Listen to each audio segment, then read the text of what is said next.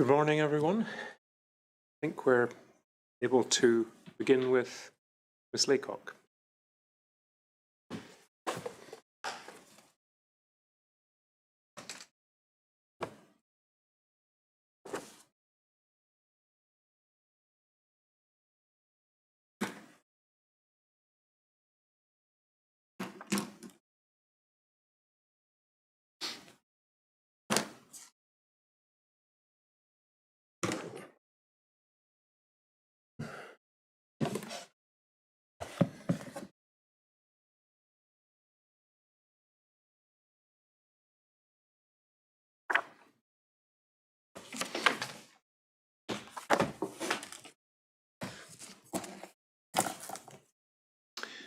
Good morning, Ms. Lacock.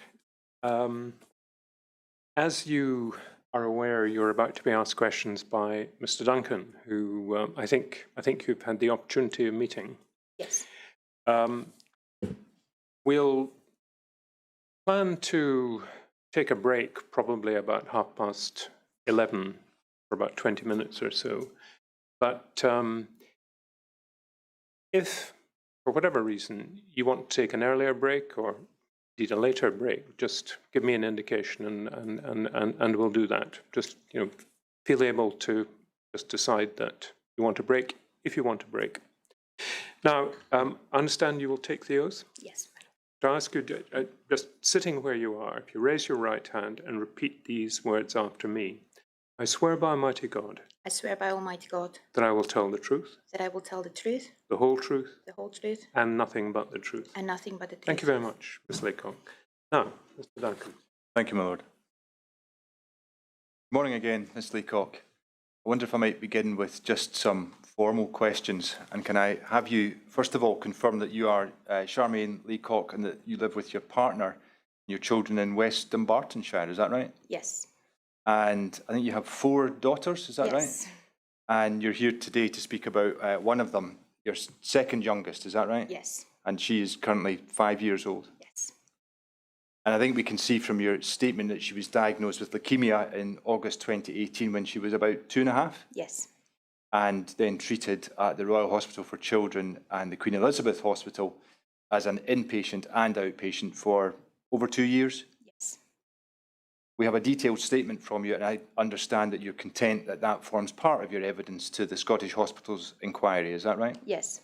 But you've come along today to answer some more questions about aspects of your experience, is that right? Yes. Do you have a copy of your statement next to you? I do. If at any point you want to look at it to refresh your memory and anything, just do so, and there might be 1 or 2 bits of it that I will take you to and maybe get you to read as we go through your evidence. Yes. Let's start with a bit of background. One of the things we want to do here is understand who these stories are about. I think I'm right in understanding that your daughter has just started primary school, is that right? Yes. How's she getting on? Yeah, she's doing great. She's loving school. She's struggling a bit with tiredness and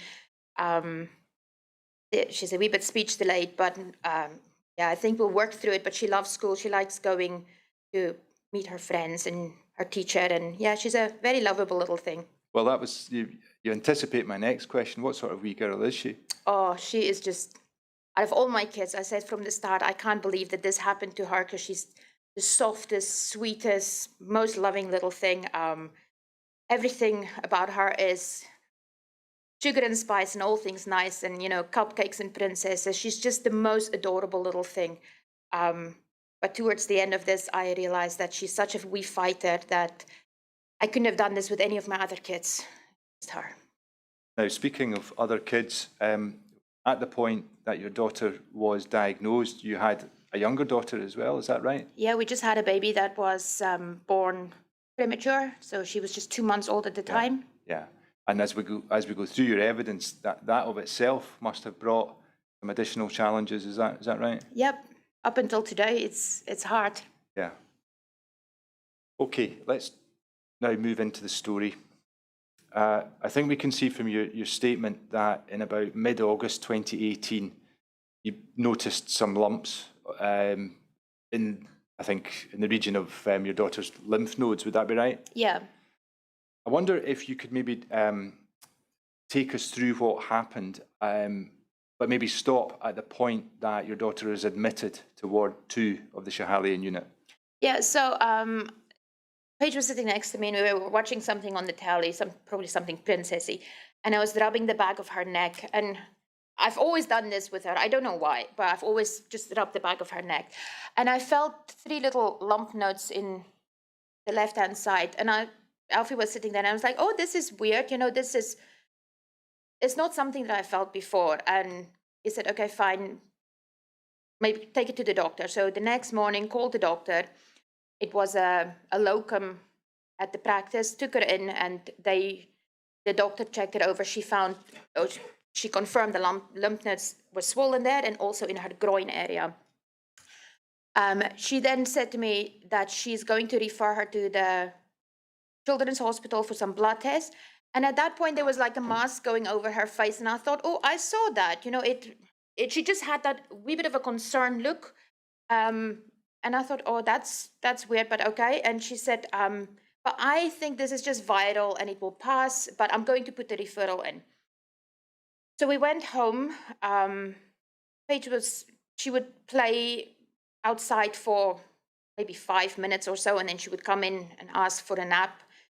We thought it was maybe because there was a baby in the house and she wanted to be the baby. She was very much, you know, obsessed with babies and still is up until this day. And, you know, she was just mimicking what the baby was doing.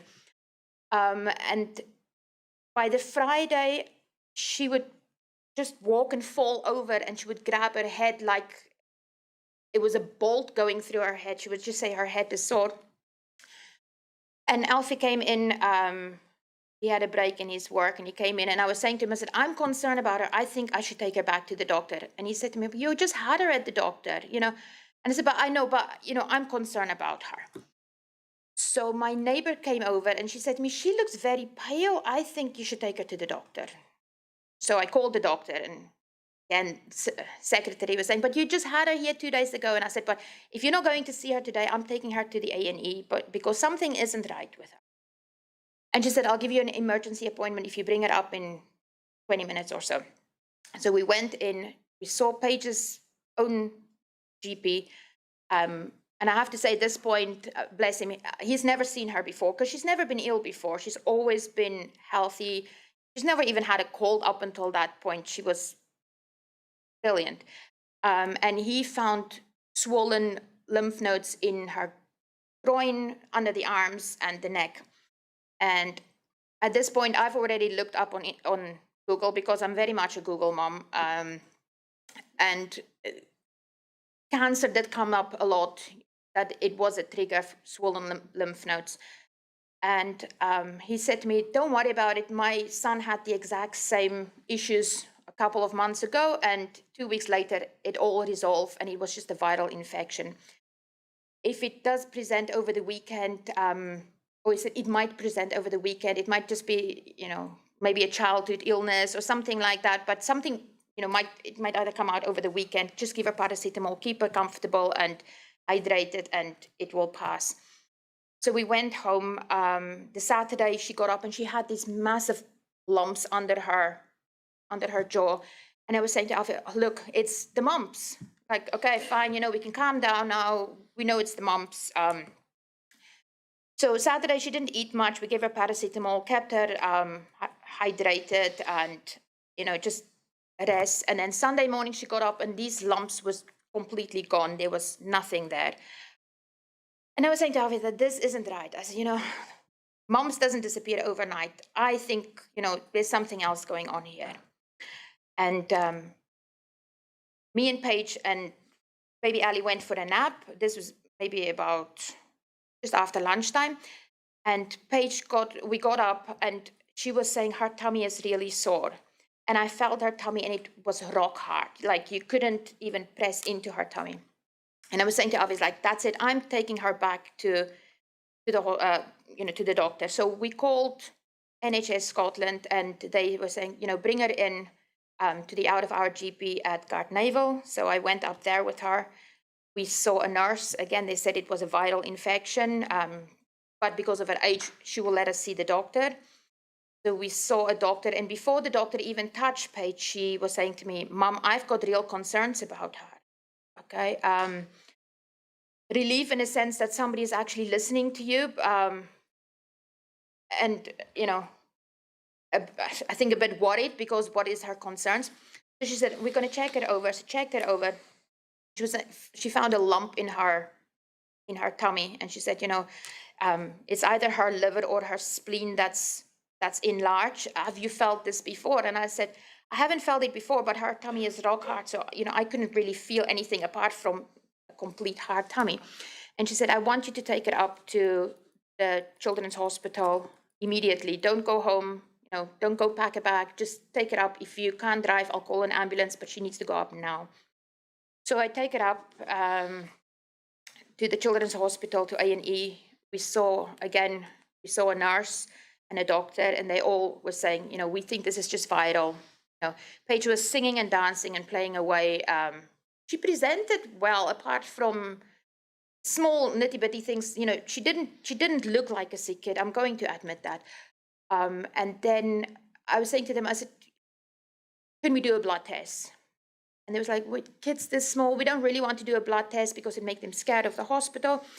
But, you know, and I said, I'm not leaving here unless you do the blood test. If you do the blood test and they come back clear, then fine, we can go home and we can write this out as a viral infection. So they went and saw the consultant or whoever was in charge of the A&E unit, and they came back and they said, okay, they agreed they will do a blood test. Just to set my mind at ease. Paige had a few bruises in weird places as well. So they did the blood tests. They took us over to CDU, and we were waiting there. 40 minutes later, the doctor walked in, and she said, Mom, the blood test came back. Paige's white blood cells is quite high. And I was saying to her, I said, I don't know what you're saying. Are you saying that she's got blood cancer? And she said, yes. The oncologist is on her way. She would come and see you. And this was maybe just after 12 at night. And 15 minutes later, Professor Gibson walked in. And what did she say? She just said to me that, you know, the blood test came back. She said she already had a look at the blood film at that point. And she said, I can confirm that she has definitely got leukemia. Her blood count was that high. She said, I can almost confirm what kind of leukemia she's got based on her blood count. But I will have a meeting with you and Dad in the morning, and we will then discuss all of these things. And I was saying to her, I'm very much a planner, so I need to know what lies ahead. And I was asking her, you know, what is going to happen, you know. And she said, well, if she make it to Friday, then we're going to try and see if she can make it over the night and make it to Friday because of her blood counts being that high. Then, you know, we'll talk about treatment more tomorrow. But she was saying that kids with a high blood count, or a blood count of that was 472,000 was her white blood count. The kids don't walk in, never mind play with a blood count that high. You know, they normally straight to pick you and very, very ill. And yeah. Yeah, I think you indicate in your statement, paragraph 24, that normal would be under 10,000. Is that right? Yeah, yeah. And you just indicated Professor Gibson was really indicating to you, we'll just have to see if she makes it. If she makes it, yeah. And if you'll forgive the question, Ms. Lacock, how were you feeling when you heard that? I was gobsmacked. Honestly, I came to the hospital thinking something was up with her, but I didn't expect that in my wildest dreams. I remember taking my phone out and I text Alfie because he was at home with the other 3 girls. And I just text him, it's leukemia. And I switched the phone off and I thought, I can't speak to him. I was just, you know, I was looking at Paige and I thought, this is it, you're going to die, you know, like, we're going to go. We just became a family of 6 and now we're going to go back to a family of 5 because, you know, this is going to be it. How do we get through leukemia? How do we get through cancer? I grew up in the 80s. If somebody had cancer, they died. You know, I didn't know there was newer protocols and things, and survival rates was higher, you know, I thought this was it for us. We can see from the statement that Paige was admitted, I think on the 19th of August, to Ward 2A of the Schehallien unit. And we can also see that she made it through the night. And she'd start to rally a little bit at that point. She, like I said, she was never really sick up until that point where she would just lie. She would take little rest, but she would still play. When they moved us over at 2 o'clock in the morning, she was still very much awake, and the nurses brought some toys in for her, and she was still sitting in her bed playing. So yeah, she didn't look like a kid that wasn't going to make it through the night. Yeah. But obviously, she did, and you moved, I think, to the next day discussing the treatment plan with Professor Gibson, is that right? Yeah. Can you recall Professor Gibson saying anything in particular at that stage about the risk from infection? Yeah, so she had me and Alfie up. She was very adamant she wouldn't discuss anything with just me. It had to be both of us.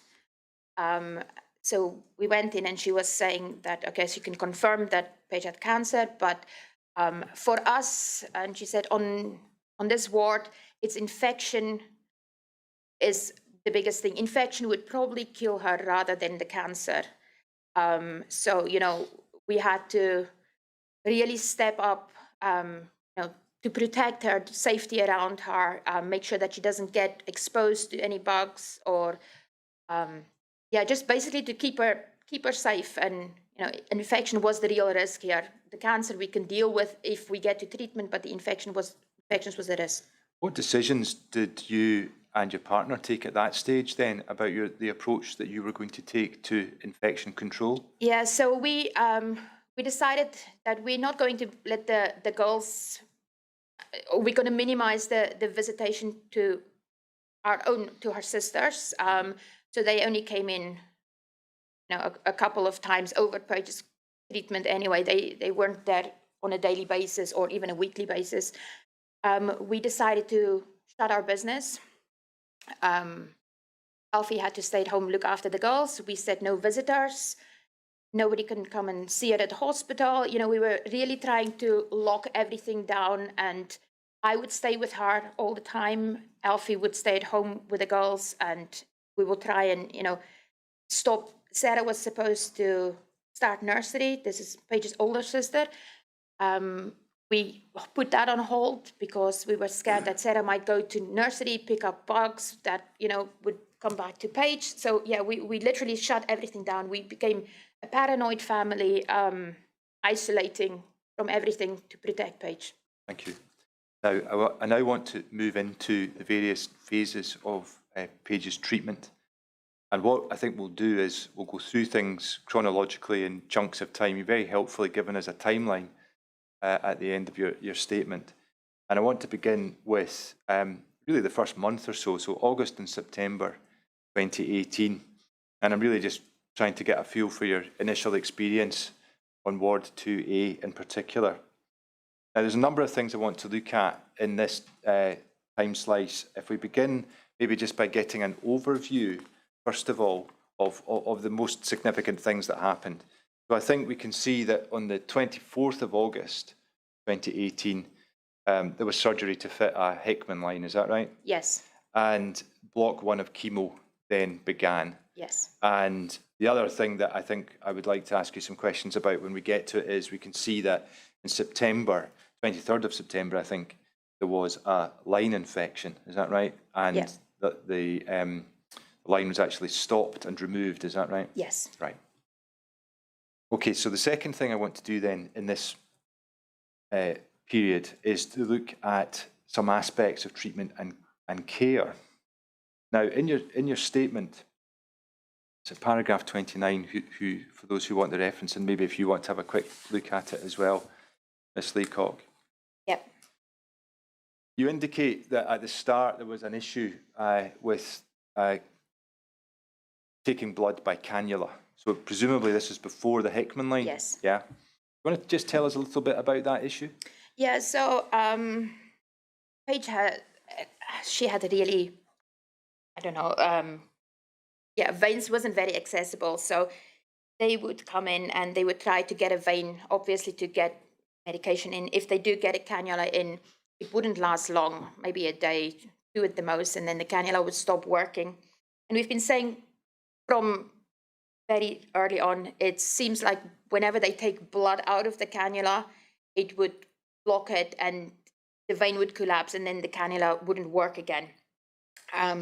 So Paige was absolutely petrified of anybody with coming in with the blue overalls, anybody carrying a blue tray, because she knows in these trays were things that was going to hurt her. So yeah, she was absolutely petrified. They would, obviously, they had to get the cannulas in, so sometimes it would take a lot of attempts to get these cannulas in. Now, for a 2.5-year-old baby, this is traumatic. Your mom holding you down, somebody to hurt you, it's not normal. This is the person that's supposed to keep you safe. So very early on, I had a wee bit of a breakdown. And I was saying to Alfie, I can't do this anymore. I can't hold her down. They came in the middle of the night trying to take blood in her foot. They were in her arm. They couldn't get any blood from anywhere. The doctor threw a tantrum. It was a doctor from A&E and throw his stuff in the basin and just say, well, we're obviously not going to get blood from her because she's in fight or flight mode. He walked out. I was left with Paige being upset. Everybody just left and gave us some time. And then the next morning it was, the cannula, is it working? Oh, okay. So now we need to get a new cannula. They tried 3 times, nothing worked. And then Alfie turned up and I said, I can't do this anymore. It's too much for me. You take her. And he was like, okay, fine. I will take her and hold her. And he was holding her. And I was standing outside the room. Her room at that point was just behind the nurse's station. And I was standing on the other side by the playroom door. And I could hear her scream and scream. And it just carried on. And then she would get quiet. And then it will start up again. And it will get quiet again. And at one point, I just burst into the room and I said, that's it, no more. We're not doing this anymore. And he was saying they finally got it in. But you don't want to see it. And he said, just go to the bathroom. You don't want to see it. And she beat all the way through him, being that scared and that hurt. And she can't go anywhere. So she was obviously, very upset about the whole incident.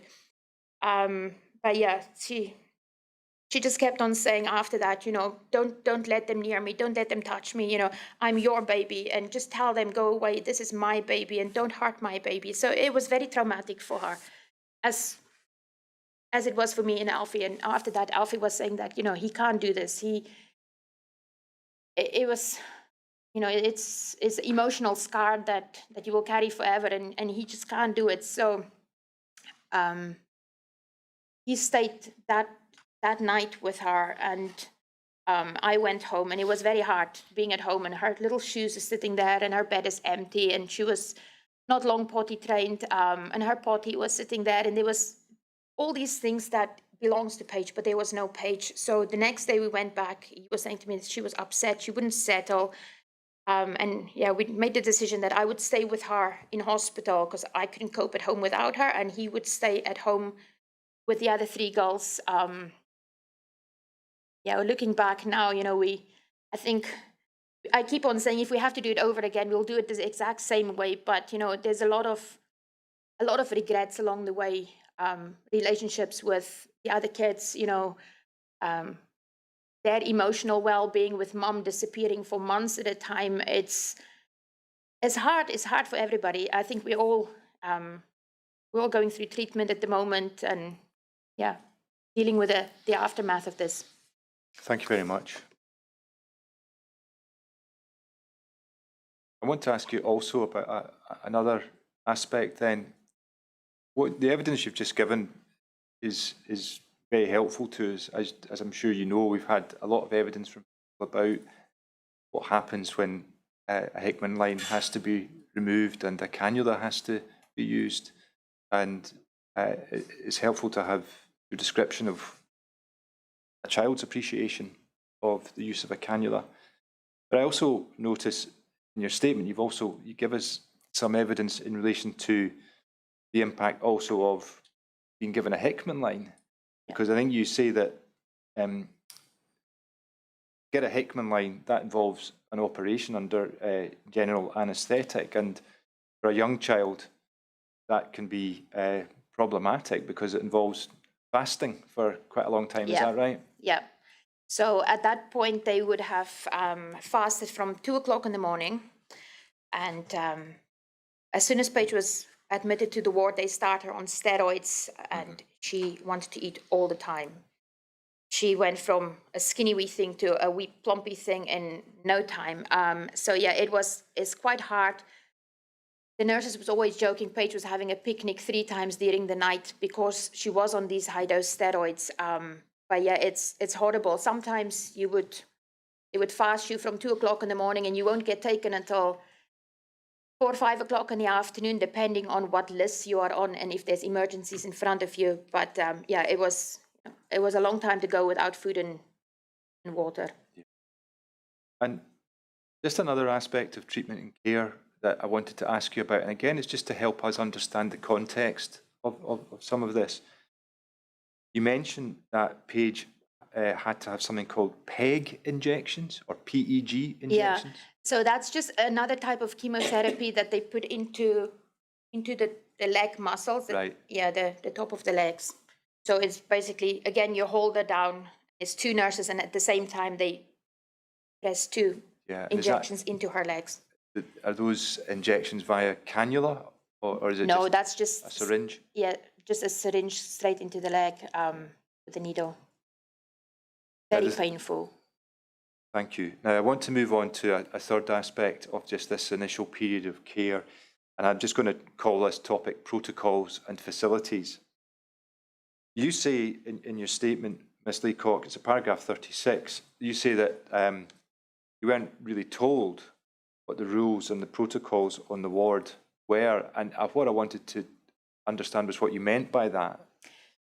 So I got on the ward around 2 o'clock was Monday morning after being admitted, and there was lovely nurses. They came in. I was constantly crying.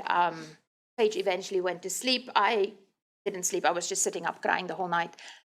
And they come in and you tell them the story, and they say, like, oh, it's fine. When the morning shift take over, they will take you on a wee tour. They'll show you where everything is. They will tell you how everything works here. We're a family here.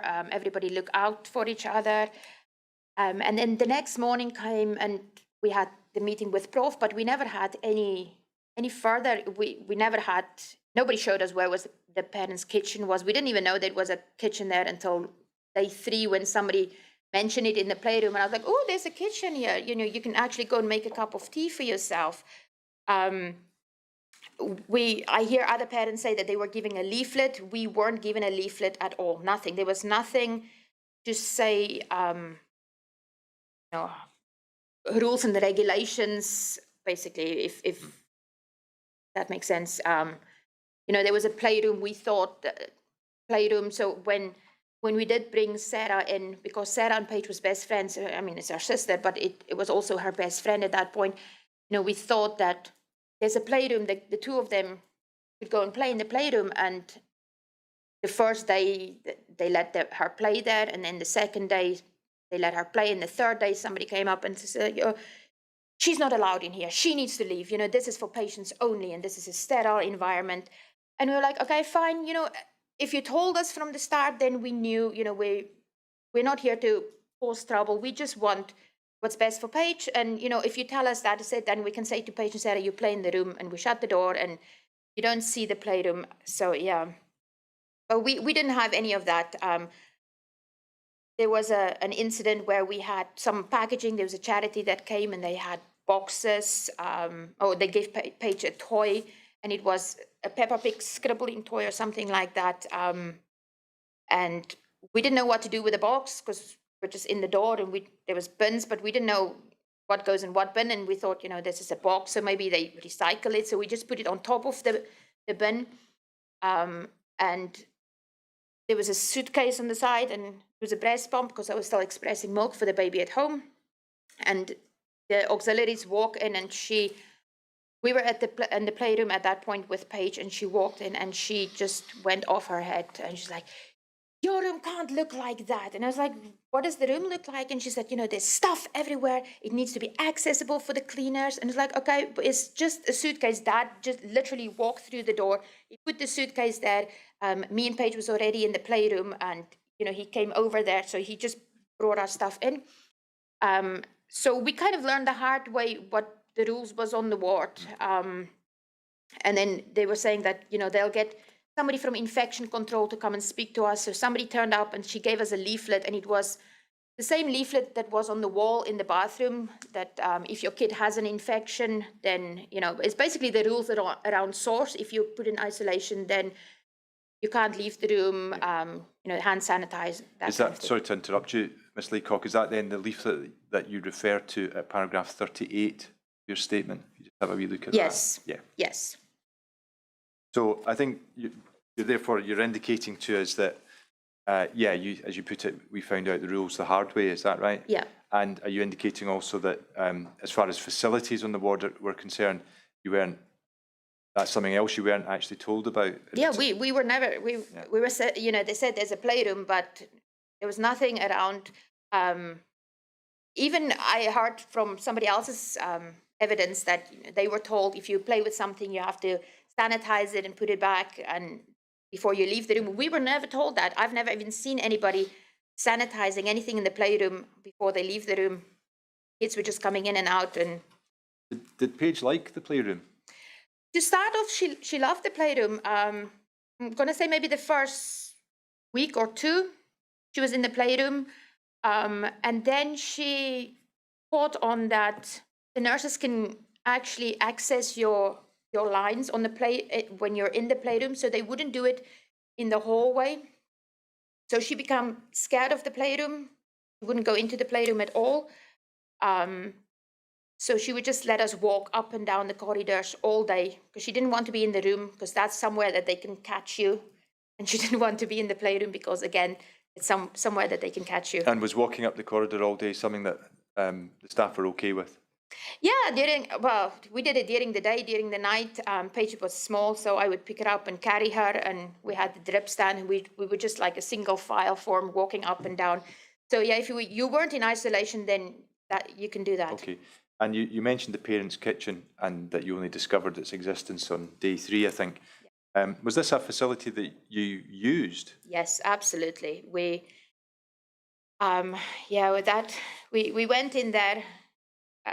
Kids weren't allowed in there, but sometimes I would sneak Paige in at 2 o'clock in the morning, and we would look at people and cars and taxis driving by. And it's just, you feel institutionalized if you're stuck in a room all the time. And it was just to look at people walking around thinking there's life out of this. This isn't all that is to life. And I sometimes used to think, I wish I had your life and I wasn't stuck in this ward. Now, I want to ask you about some other aspects of facilities on the ward, and in particular entertainment for the children. I think you mentioned something called the clown doctors. Yeah, so the clown doctors came on I think it was on a Thursday. They would come and do a round. I think they go through the whole hospital, to be honest. So it would be two, I don't know if they're really doctors, but they gave us that impression that they would dress up in clown outfits, and they would go around and they have like a wee puppet and things like that. And they would come and, I don't want to say do a wee show, but they would come and do funny things with the kids and 2-3 minutes, and then they would move on to the next one. Did Paige like them? Oh, Paige loved them. She was obsessed with them. And the other thing that you mentioned that I noticed in your statement in a similar context is you mentioned that there were a number of charities that visited the ward. And I wonder, before you answer, I wonder if we could go to paragraph 66 of your statement, because you set out quite a bit of detail there, and it might be quite important to hear all of that. You want to have a look at? Yeah. You want me to read it out? If you would, that would be very helpful. Yep. There are a number of charities that came to visit Ward 2A. There was Les Hoy, which provided toys and iPads for the kids. There was Team Jack, that offered music therapy and classes, and went to those. Oh, must have said page then. Yeah, sorry, I should have explained it. Okay, they were really good. The hospital radio staff would come to Ward 2A and play games with the kids. There were some smaller charities that came to Ward 2A. One of these brought a snack trolley for the kids. That's also Team Jack. And the page could get crisps and fruit shoots. It was not about the kids, about what the kids got. The charity staff and volunteers tend to be people who had been through what I was going through, and it was important to have that to hold on to. When you are told your child has cancer, you think they're going to die. These people come through the other side, and that interaction and support was so important. Even now, I think parents all walk away with some sort of PTSD about the situation that we have been put through with your kid, whether they are going to die. You think that every moment is your last moment. Now, as you might be aware, we've had quite a bit of evidence about the role that the parents' kitchen provided beyond just providing cups of tea and food, and in particular that it offered somewhere to obtain support. Yeah. Are you indicating to us in that paragraph that there was another aspect where that sort of support was provided, that parents who'd been through this would come back to the ward? Yeah, sometimes parents whose kids went through treatment, sometimes they would bring in gifts and they would just walk past and hand out a wee gift. And they would have a conversation with you and said, my child has been through this, and, there is hope on the other side. Because when you go in, you don't hear about survivors. There's a couple of things on the ward, on the walls, but we've always said, they should have a survival wall and put the feel-good stories on, the kids that came out on the other end. So you walk onto a cancer ward and all you hear and see, and from your experience, is death. You don't think that there is a life after this. So to hear these people speaking, Les Hoy, his daughter went through cancer treatment when she was a teenager. To hear that they come through it and that they can have a semi-normal life afterwards, was very reassuring for us. Thank you. Now, the next thing I want to ask you about, I'm still just looking at August 2018. I want to ask you a bit about the rooms that Paige and you were in during that period. I think you say at first you were in room 7. But you say that you were moved a lot, is that right? Yeah, so when she was first diagnosed, and she was just behind the nurse's desk, and we later found out that that's kind of where they keep the newly diagnosed children, mostly. So she was just behind the nurse's desk. But we were there maybe for a couple of weeks, and then they would come in and say, oh, you need to move. And it would be a short notice, something came up with the room, we need to clean the room. There was people coming in, putting white powder down the drains. Obviously, we didn't know what it was. They told us it's part of the cleaning regime. This is just what they do. They dose the drains. Yeah, can I just, sorry to interrupt you, but just to help everybody following this via your statement, I think it's paragraph 40 of your statement, Ms. Lacock, you indicate they moved us a lot in Ward 2A. And are you indicating us just now that this was, you understood it to be something to do with cleaning the rooms? Is that right? If there's something, or if there's something that they spotted in the room, they would just walk in and say, pack up. We're coming back in an hour to move you, and we're going to take you over to that room. And then somebody would clean that room out. They will move you into there, and then they will go and clean your room. It might be a day or so before somebody move in there again. Now, we've had quite a lot of descriptions and evidence about what a room looks like, and I'm not proposing to take you through that in any detail just now. You set out a helpful description at paragraph 26, and I do mention that because I think this is the first time we've heard about a room that had a cot in it. Yeah. But otherwise, it would just be a standard room, is that right? Yeah. Yeah. And you also say that there was, as others have, that there was a fold-down bed. And was there a rule in relation to that? Yeah, the bed had to be up by 9 o'clock in the morning, and you can't put the bed down until after 7 in the evening. So you can't, I mean, you don't get sleep at night anyway, but you can't have a nap during the day because the bed had to be out of the way in case the cleaning staff came in, because the cleaning staff never came in and just cleaned the room and left. So somebody would come in and dust a bit, and then they would go away, and then a couple of hours later, somebody else will come in and take the bins out, and then somebody will come and mop the floor. So they were just all over, spread all over the day.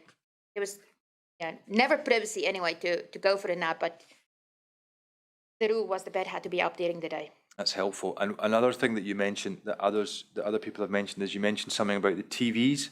Oh, the TVs didn't work. If you get them on, the screens was upside down. Can't get them onto anything. I don't think we ever had a TV that actually worked. Yeah. I mean, how did you feel about that? You feel like you're in prison. You're sitting, we were sitting in an inside room. We were looking out. Paige was sitting, she had the nice comfy Shahalian chair and the big leather recliner. She was sitting in front of the window. The windows was double windows with blinds. The blinds were stuck, so you had about that much that you could see through the blinds. So she was sitting there looking at what's going on in the atrium. There was no interaction. We couldn't see daylight. We couldn't see air. You feel like you're in a jail. We couldn't. The news that we got was somebody texting us, or maybe when Alfie came in, he would say, "Oh, doesn't this happen out in the real world?" And yeah, we were just cut off from everything. It felt like you were in prison. Thank you. Now, the next thing, again, still looking at this initial period, I want to move on and think about is your actual experience on the ward. Are we to understand that Paige spent quite a bit of time in source? Yes. So that would then be that, as you've just described it, you would be in the room with the blinds that were stuck and the TV that didn't work. Is that right? Yeah. Finally, on this bit of the timeline, can I ask you some questions about the infection in September 2018? Now, you tell us a bit about that in your statement. It begins at paragraph 41, those who wish the reference. And it's really just paragraphs 41 to 42. By all means, have a look at it, Ms. Lacock. But I was going to ask us, I wonder if you could just tell us a bit about the infection, how it came about, and any other aspects of it. Yeah, so she was just coming towards the end of her first block, which is induction. And I noticed that she had on this side, so her port was on the right-hand side. So on the left-hand side of her chest, she had like little blisters, yellow spotty things.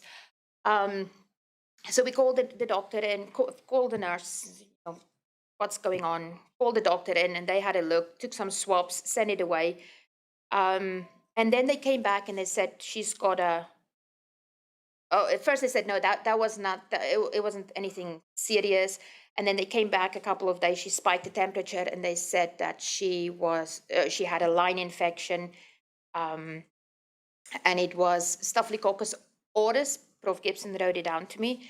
So the plan was, initially she said, it was an afternoon, around about 6, she came in, and me and Alfie was sitting with Paige, and she said, we're going to try, my first question was, is the line coming out? Because I thought, oh, we're going back to cannulas, and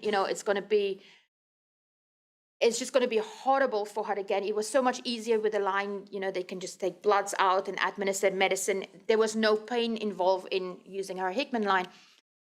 And she said, no, I'm going to speak to microbiology, but I think we're going to try and treat it with antibiotic first. So first she just said she's got an infection in her line. She didn't tell us what infection. She just said, we're going to try and treat it with antibiotics. But I'm going to go and call them now and speak to them. So can I just pause you there? You mentioned that she had written down or she did write down. The next day. That was the next day, fine. Yeah. And so she was going to go off and find out from microbiology whether the line could be saved, is that Yes. right? And should we understand that in the meantime, Paige was put on to antibiotics, is that right? Yep, they started, as soon as she spiked the temperature, they started her on gentamicin and tazocin. She was neutropenic, so that was the protocol. As if you're neutropenic, they start you on both. So they went away, she went away. So if we go into the next day then, I think you have a further conversation with Professor Gibson, is that right? Yeah, that same day she went away, and she came. Me and Alfie was walking with Paige because Paige didn't want to be in the room, so we were walking up and down the corridors with her, and she came running by, and this is about 7:30, 8ish at night, and she said, I spoke to microbiology and the line needs to come out, so Paige is on the emergency list first thing in the morning. And she just turned around, and she said faster from 2 o'clock, and she turned around and she walked away, and I was like, what's happening now? Like, she was in there an hour and a half ago or so, and she was saying, we're going to try and save the line with antibiotics. What has changed in the meantime now that she spoke to microbiology?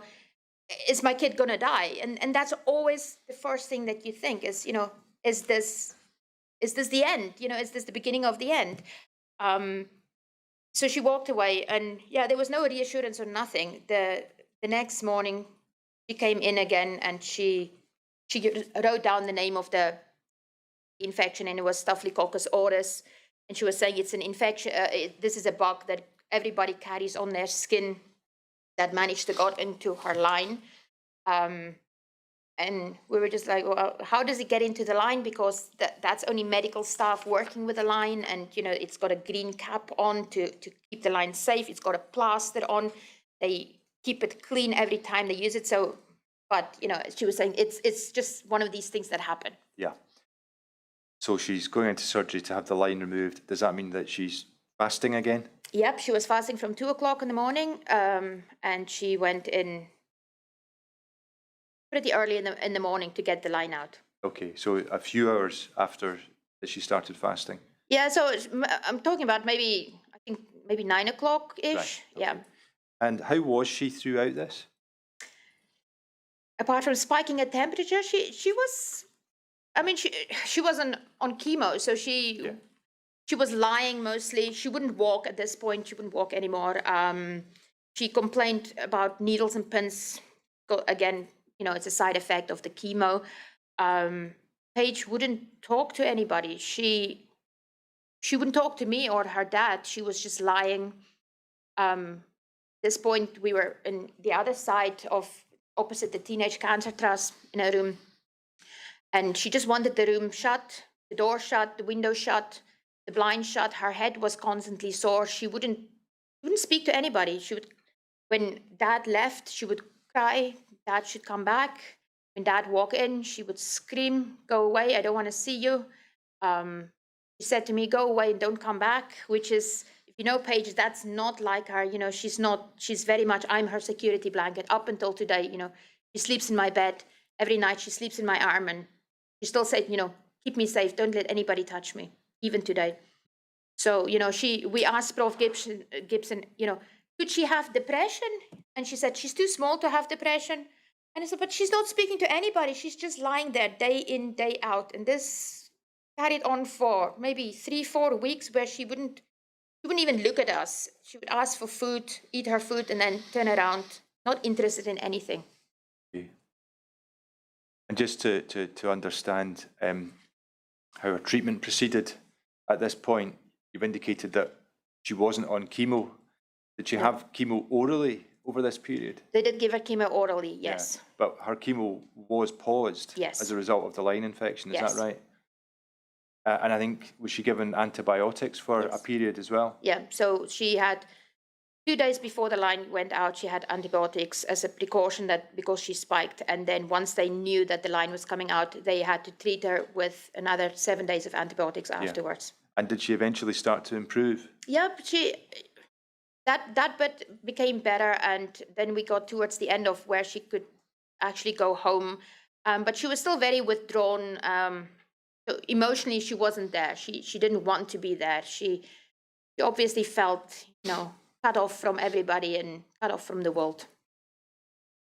Thank you. But physically, you know, she also had an anal fissure that was making life hard for her. Yeah, no, and we can see what you say in your statement about that. Yeah.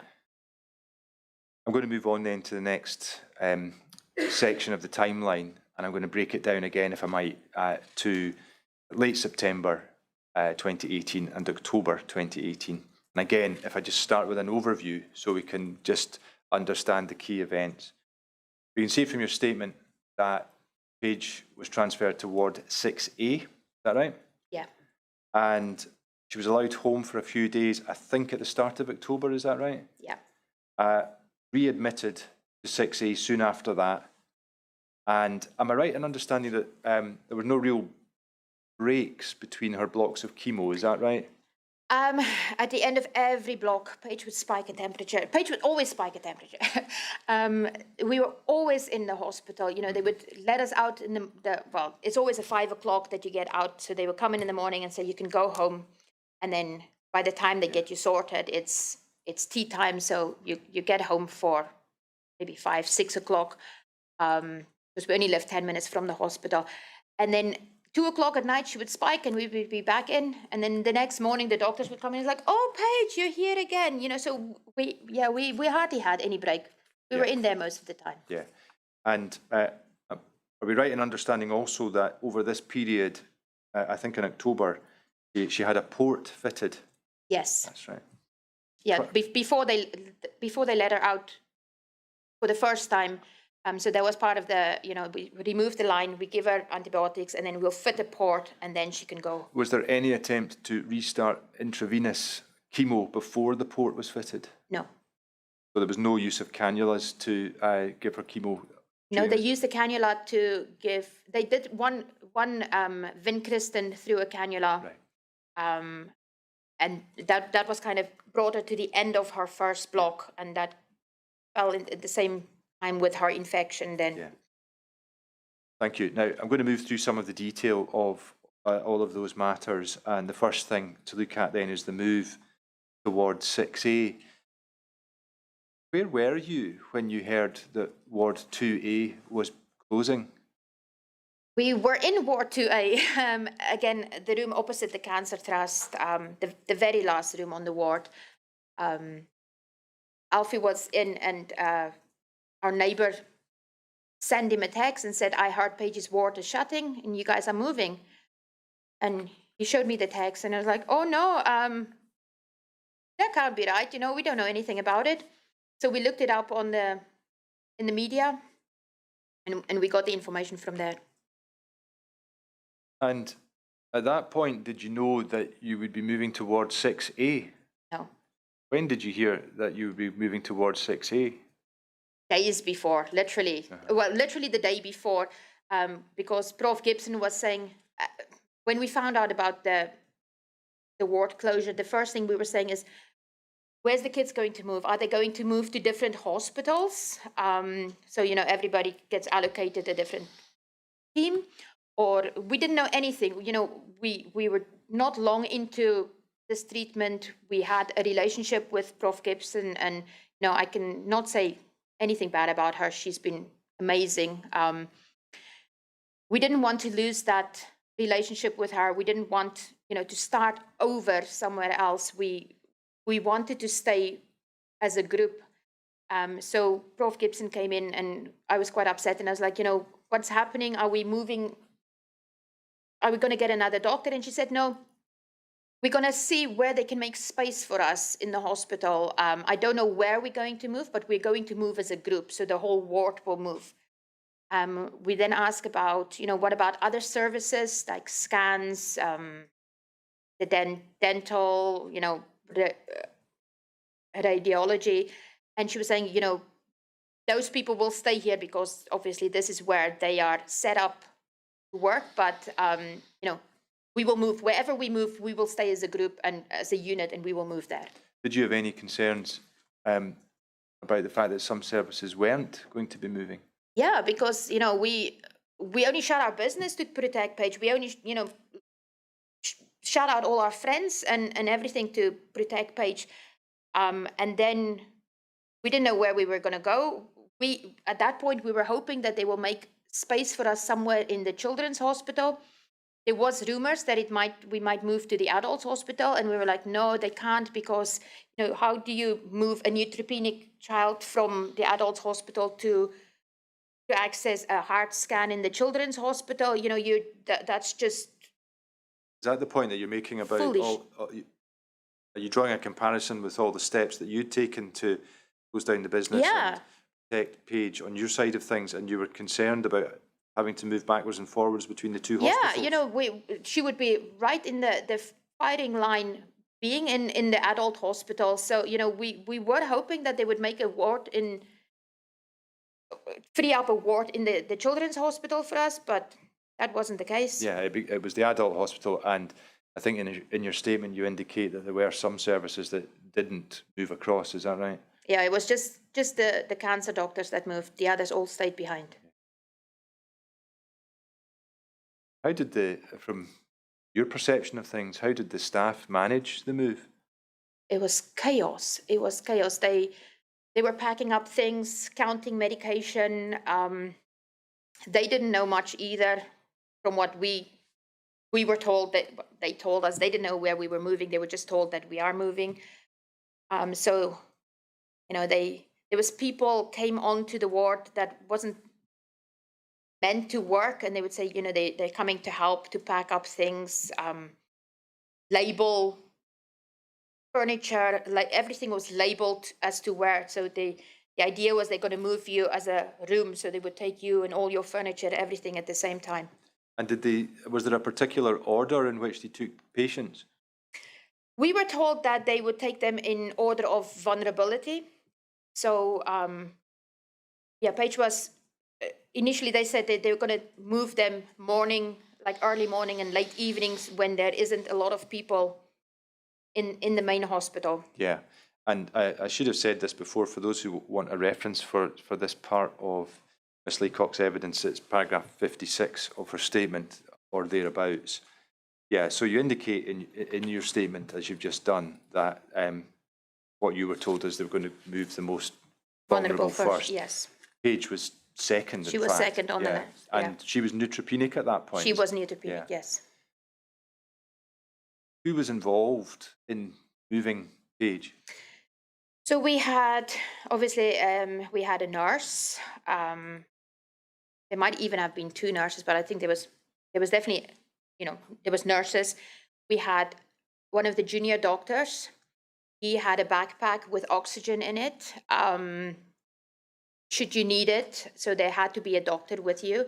There was porters, there was auxiliaries, it was a trail. It must have been a scene for people to see us moving through the thing. Paige was in her bed. They wanted her to put a mask on. She was having none of it. She was freaking out. Now they want to put this mask on her. It was a circus. It was horrible. How did you feel about the fact that you were being accompanied by a doctor who had an oxygen supply? Yes, scary, because you think, you imagine anything. Why do we need oxygen? What do you expect?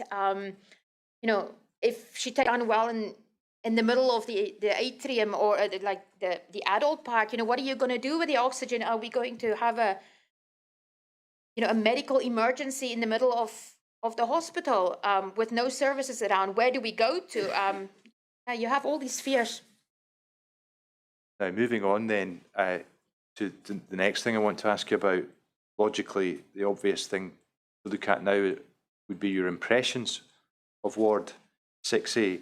And you set those out really from about paragraph 58 onwards in your statement. And I'm just going to ask you some questions. I'm not going to go through this in too much detail. Did Ward 6A feel like a children's ward? Absolutely not, no. In what way? The ward felt dirty when you walk on the ward. If you go into Ward 2A, the paint was clean, the ward was clean. The staff worked really hard to make it a children's ward. They were going around putting stickers on the wall.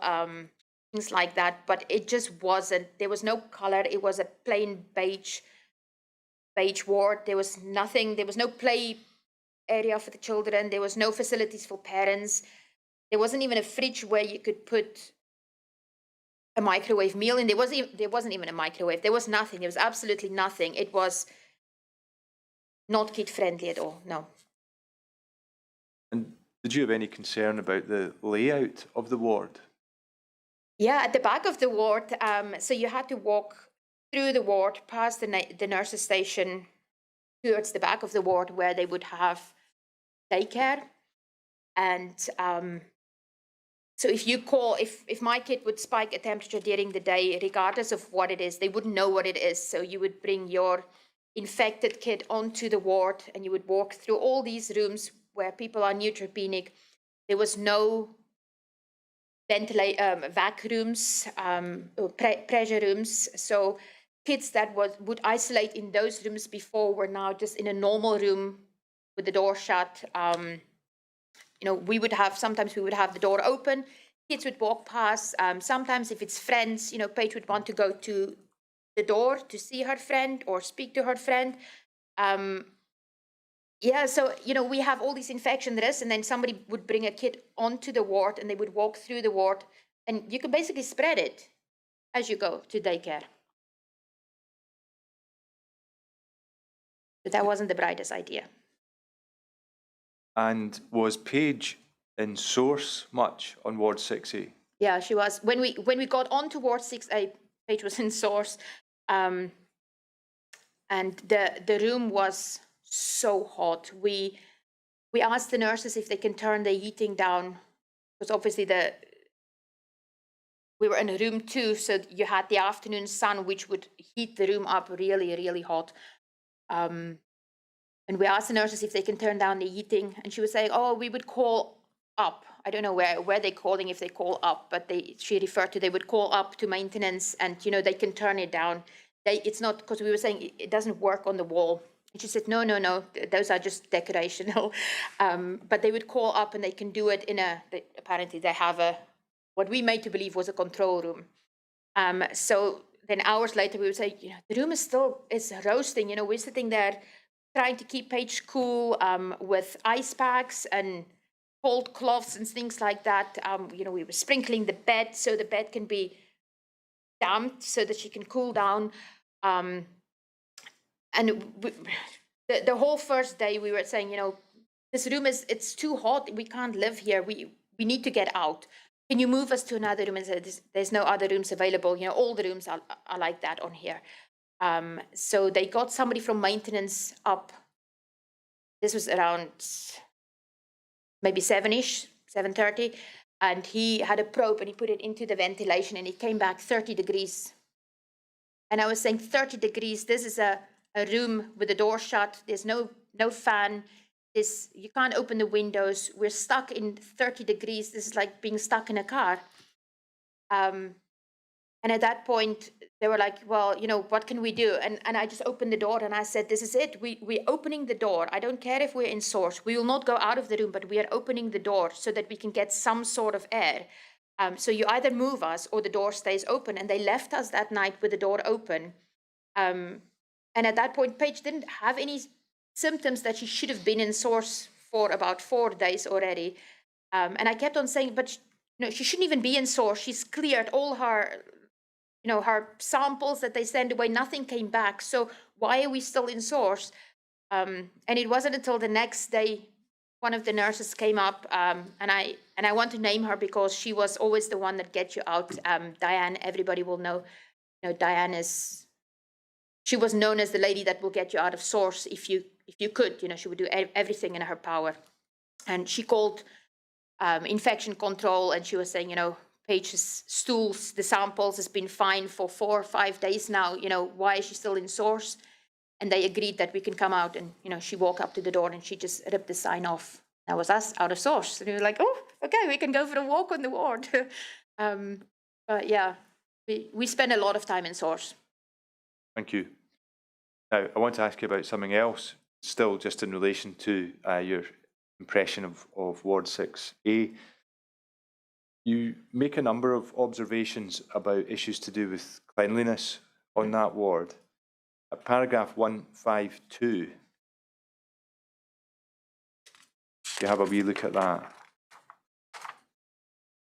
You mention one issue. Yeah. Want to tell us a bit about that? Yeah, so Paige was taken up. We went through A&E. She spiked the temperature. Went through A&E, got onto the ward around 1 o'clock in the morning, maybe between 1 and 2. And as soon as we went into the ward, it's dirty. The floors are, you can see, now, I know everybody's been talking about the gold standard of cleanliness in Schiehallion, and I agree. In Ward 2A, I could not fault them. They were excellent. Everything was cleaned. But in Ward 6A, it wasn't the case. So we went in, so I saw these marks there and went into our room. Paige wasn't in source on this particular visit. So the next morning while she was sleeping, I thought I'll jump through the shower, get myself ready for the day. And the shower it wasn't running out. So the shower was backing up into the room, and there was hair swirling in the shower over the whole floor. And I made a video of this, and I thought, this isn't real. This is a flagship hospital, and we've got a dirty room. They haven't cleaned the room when somebody else was out. And I thought, okay, fine. I called the nurse and I was saying, look at the shower. And she said, oh, I do apologize. And, we get the cleaners in first thing when they came in. So I cleaned it because I needed a shower before Paige wake up, because I would never leave Paige by herself to have a shower. So I cleaned it up, but I had the video, and there was stuff there's like a wee plastic drawer, and there was still plasters from the previous person, like they called it, now I can't remember what they call it, but it's like a sticker, and they would keep the Hickman line so it's not dangling at the seat belt. So there were still seat belts in there from the previous people that was in the room. And then got out of the shower, everything was cleaned, went back into the room, got Paige, she was up, we went for a walk, and we saw everywhere on the floor, there was marks, like coffee spillage. You can see it's like a brown stuff that was spilled, and it was, like somebody was spilling as they were walking, so it was big spillages everywhere. And again, I thought, this isn't what we're used to, and I took a picture of it, and I thought, I'll speak to Prof when she come in, because the very first meeting is, about infection will kill your kid. And I'm sorry, but, if you came to my house and my house looked like that, you would say to me, this isn't suitable for Paige. We work in partnership, so, I should be able to come to you and say, this isn't suitable for Paige. It's not up to standard. There was a name tag of the previous child on Paige's bed. It was never removed. So we cut that off, again, showed the nurses, and then cut it off, put it in the bin. And when they did bring in, they brought in, this,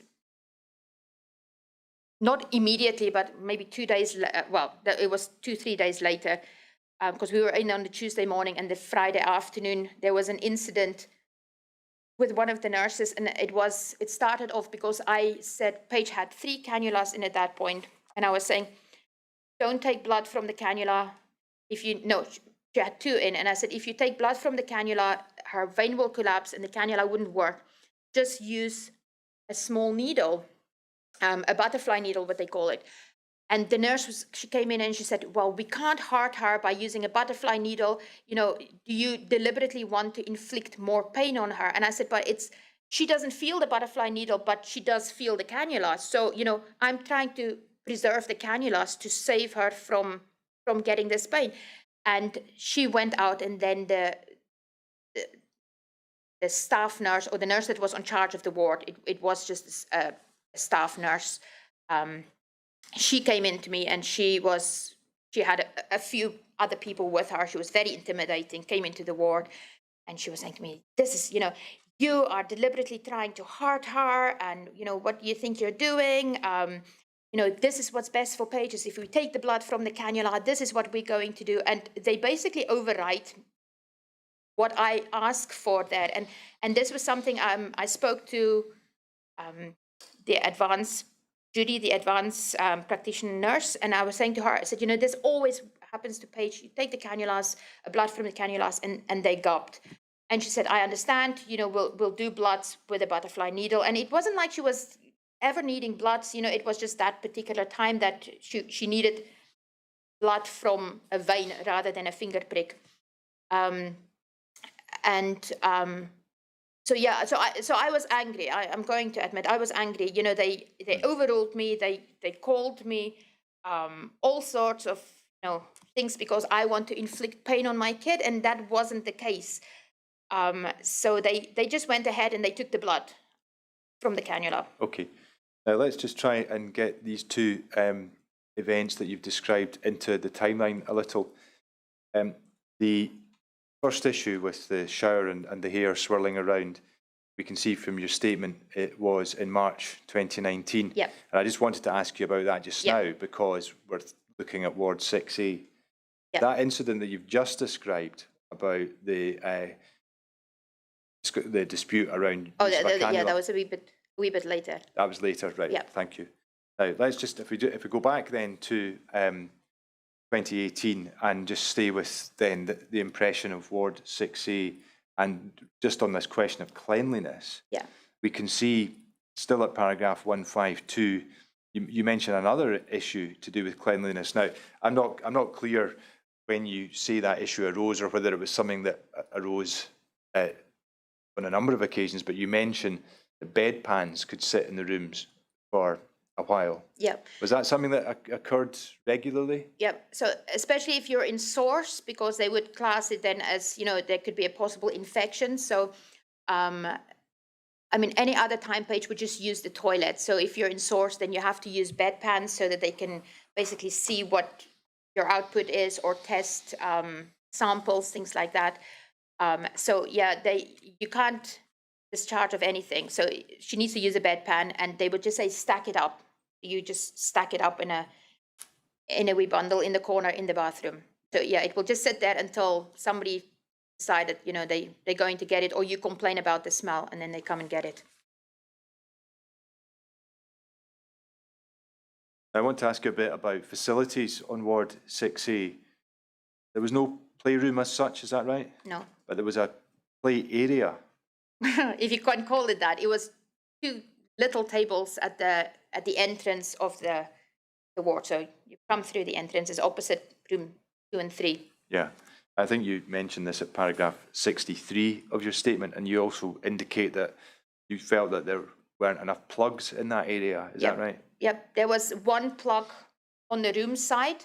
So you had to plug your child's machine in there, and then the line would run over the room.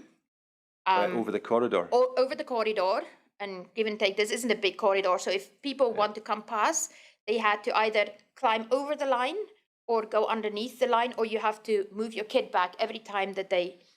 We've had this area described to us already in evidence, so I won't take too much time up on it, Ms. Lacock, but are we right in understanding it was a small table with 1 or 2 chairs, small chairs for children to sit at and draw in the corridor? And do you indicate in your statement that, in fact, to get into the wards, you had to go past that area? Yes. Is that right? Yes, to get to the nurse's desk, you have to pass these tables. And sometimes the kids will play there, and random strangers will walk into the ward because they would buzz in, and the staff would let them in, and they would walk through, and they would be looking for a different ward. Would somebody going to daycare go along that route? They would pass the tables, climb over your lines. Paragraph 65, in your statement, you indicate that the lack of facilities on Ward 6A had an impact on morale among parents, I think. Is that fair? Yeah. And there was nowhere to congregate, really? No. Yeah. No. So we saw parents through windows. We would see parents crying, where before, I would never forget the first day I walked into the playroom, there was another mom, and I was obviously crying all night, and she looked at me and she said, and she burst out crying. She said, I can see myself in your eyes. I know what you're going through. I can feel it. These parents didn't have it. So you come on, and when I say these parents, that includes me. I'd never had the support from other parents then, because we were all locked up in our rooms. We couldn't go to other parents. If you have a newly diagnosed family, they would shut the door, dealing with their trauma, but they wouldn't see, kids coming out, and there might be possible hope after this. So you're stuck in a room with a very sick child, and all you think is your child is going to die. Yeah. Another thing you mention, in contrast to Ward 2A, is the question of charities coming onto the ward. So the description that you read out from paragraph 66 and all the charities that came onto Ward 2A, you go on to indicate, I think at paragraph 67, that wasn't a feature of Ward 6A, is that right? No, they stopped everything. Nobody could come in. The kids would play at the tables, and we would see people delivering bags of toys at the door, and then somebody will go in and they have a trolley and they would load up the things and they would take it away, like off the ward. So I assume they would take it to the children's charity then. But yeah, before, people would come and, walk around, and you would build up a network of cancer parents. That was all stopped. No charities was allowed on the ward. I think up until today, there's very few. I think it's only maybe Jack's Den that's still getting into the hospital, but yeah, they stopped everything.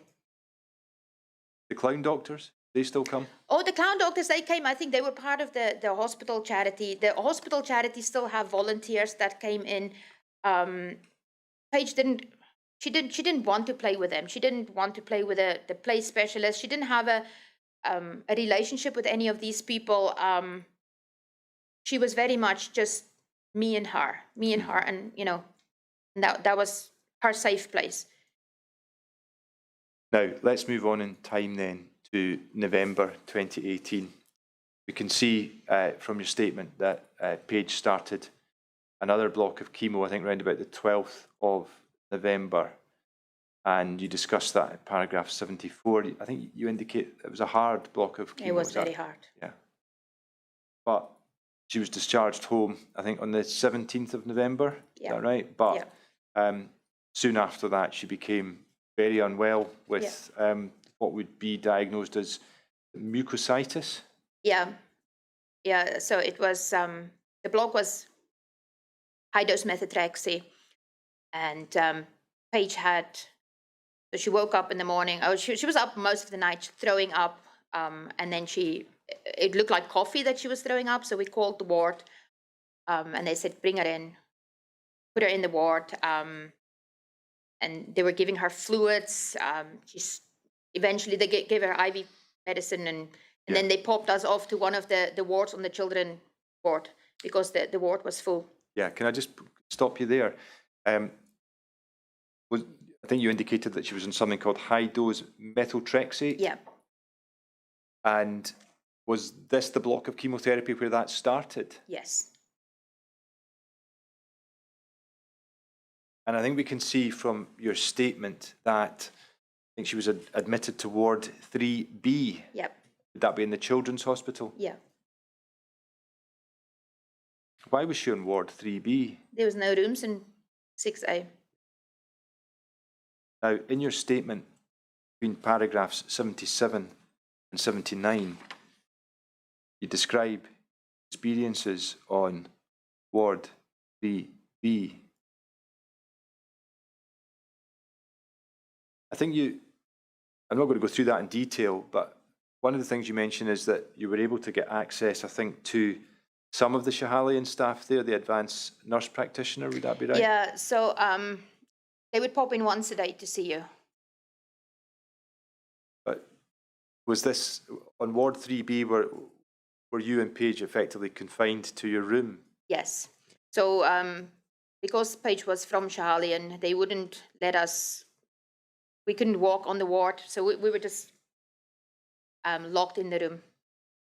So we had a double door room, which was even a darker room than no TV's working, nothing. So we were just, yeah. Okay, and how was Paige at this point? Once they had the sickness under control, she was fine. That was the Thursday we went in. On the Sunday, we asked if we can have a day pass to go out, just to get her out of the hospital for the day. We went to one of the charities, Les Hoy Dreammaker Foundation had a charity party. So we took Paige there. She wasn't neutropenic because she was ready for her next dose of treatment. So we thought, we don't know if we're going to see Christmas or if we even going to have another year with her. So we're just going to take her to this party and let her be a child and, be with her sisters. And, even at the party, we kept them together. So yeah, we asked for the pass. We never told them where we were going. The advanced nurse practitioner, she said, yeah, go, have her back by 4. And I said, how about 5? And she said, okay, fine, have her back by 5. And then she said, oh, where are you going? And I said, we're going to the Dreammaker Foundation Christmas party. And she said, you didn't tell me that. And I said, but no, you don't know anything. We're just going off. So we went, and Paige had a blast. She loved it. There was princesses and everything. And then we went back Sunday night. Monday, we were moved back up to Schahalian, which was now 6A. You can't even call it Schahalian. We were moved to 6A, and they started the whole time since she was admitted, she was on IV fluids anyway because she was throwing up. So they were thinking there's a bit of dehydration. So just keep her fluids up. And when we went to 6A, they started pre-fluid that night, which was about 70 mils an hour. And that is in preparation for her going to theater the next day to get a lumbar puncture. And then before you go to theater, they would hang another bag of methotrexate. And so you would go from 6A to the Children's Hospital with this bag of chemo, high-dose chemo, hang on your drip. And the nurse will go back and go with you. And there would be somebody in case there's any breakage or spillage on the way from obviously this high-dose chemo that you're taking. So yeah, Yeah. So I think looking at your timeline, I think it was about the 25th of November that Paige went back to 6A to restart chemo. So let's move then into December. We know that Paige, I think, was discharged on the 24th of December.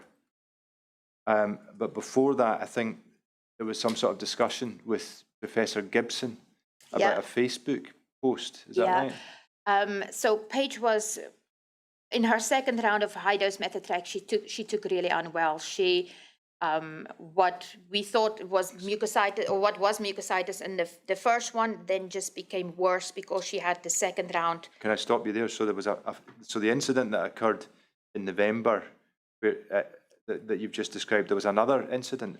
So that round of chemotherapy so she was due to have four what do you call it? Basically 4 blocks of high-dose methotrexate in that round. So you have, that was called intra-maintenance. So her intra-maintenance phase consists out of 4 rounds of high-dose methotrexate.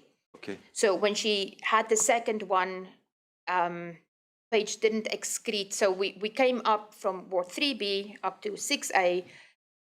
They hang the pre-fluid at 70 ml an hour the night before, and Paige hardly excrete anything. She had like a small nappy because she was, at this point, she was back in nappies overnight.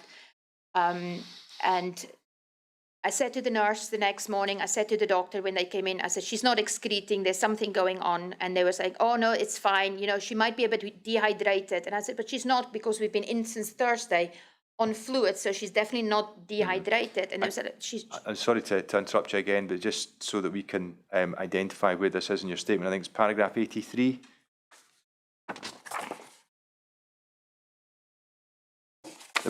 You got that? Beginning on the 26th of November 2018. yes. Yeah. So I'm sorry. Yes. So I was saying to them, she's she's not excreting. And they said, oh, she'll be fine. We'll keep an eye on it. There was always, the saying, we'll keep an eye on it. It's never, let's prevent it. It was, we'll see how bad it gets, and then we'll go for it. So they hung up the high-dose methotrexate. Now, the point of the pre-fluid is to rinse the high-dose methotrexate out of your system quickly. They hung that up, and then they took her down to the theater, all the way back to the children's ward, did the lumbar puncture, intrathecal methotrexate again, and then they brought her back up to Ward 6A. And Paige was still not excreting. Yeah. So by the evening, I was saying, she's not, there's no urine output coming. And they were like, oh, we'll keep an eye on it, we'll keep an eye on it. And by the next morning, 9 o'clock, the doctors came in, and I said, she's had half a, a small nappy overnight. And they were like, oh, maybe you're just throwing it away and you didn't. And I was like, no, she's not excreting. So the doctor, one of the junior doctors came in, and she said, well, we're going to weigh her now, and then we'll weigh her that was at 12 o'clock. We'll weigh her at 12, and then we'll weigh her at 6 o'clock. And then we'll see if she gained weight, then we'll know that she's keeping fluids back. So they did it, and she kept almost 800 grams over that period back. And then all of a sudden it was like, oh, she's not excreting, we'll give her Lasix and we'll get the process going. But because the methotrexate was stuck in her for that long, which it shouldn't, Paige's, all her soft cells burned, the inside of her mouth, all down her tract. She had an NG tube in, so, her whole digestive system, it was all burned all the way to her bottom. If we aspirate the NG tube, it was pure blood coming out of that. Yeah. And am I right in understanding that the methotrexate was part of a trial? Yeah, she was on a trial, yes. Yeah. And so in November, on 2 occasions at least, there were quite severe effects upon her. Yes. From her, yeah. Yeah. So and then I think shortly before discharge on the 24th of December, there's some sort of discussion between yourselves. So I was just getting to that around the houses. But yeah, so Alfie at this point put on, because we never wanted Paige to be, we never really wanted the trial for her. We were always, more leaning towards the standard treatments. Treatment has worked before. So the lady from the trial came in and she said, why don't you randomize and see what you get? And I was like, I don't want high dose methotrexate for her, because anything high dose give me the fear. And she's like, just randomize and see. And if you get something that you don't want, then you can say, no, I don't want the trial. We will just go standard treatment. So we said, okay, fine. Let's randomize. We might get lucky and get standard treatment there, and then an easier maintenance. And she came back and she said, Paige got high-dose methotrexate for interim maintenance, and then in her maintenance phase, she would only have oral chemo. And me and Alfie was like, oh, okay, what do? We don't want her to have high-dose methotrexate, we're scared of it, but that's four blocks, so that's basically 8 weeks that she would have high-dose methotrexate compared to 2 years of maintenance where she would have had steroids, vincristine every month, and I was like, right, let's go for it. We're going to go for that block with the methotrexate. But after the second round, where Paige ended up then on a morphine driver, just out of it for over a week, me and Alfie were saying, that's it. We're pulling her off this trial. We will deal with whatever come in maintenance, but she can't physically go through another round of high-dose methotrexate. She'll not make it. So Alfie put something on his social media saying that that's it. We're pulling Paige off the trial. She's not a guinea pig. At the end of the day, she's still my girl. And before they release her or discharged her, Prof. Gibson called for a meeting with me and Alfie, and we were sitting, and she said, so I was told about this this comment on social media, and she would always start by saying, I'm not on social media, but I was told about this comment on social media, and I just want to reassure you that we don't see your child as a guinea pig. And and immediately Alfie knew where that was coming from.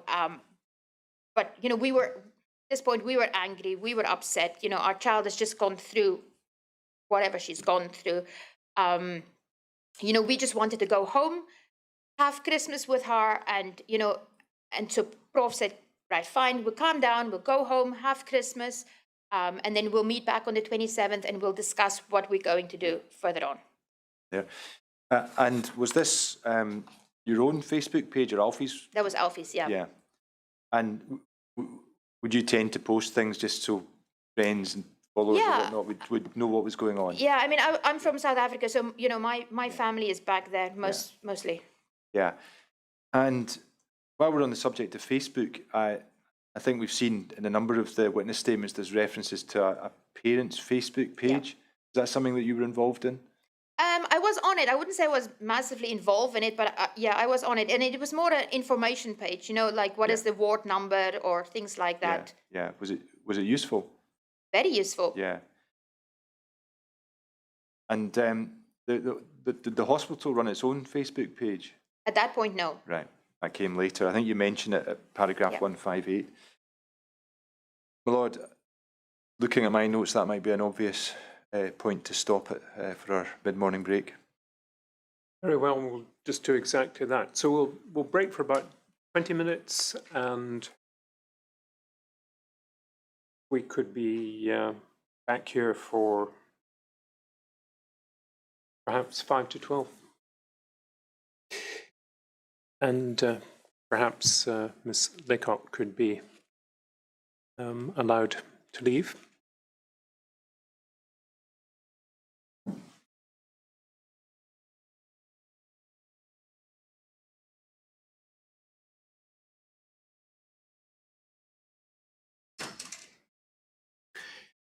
We'll sit again at 5 to 12.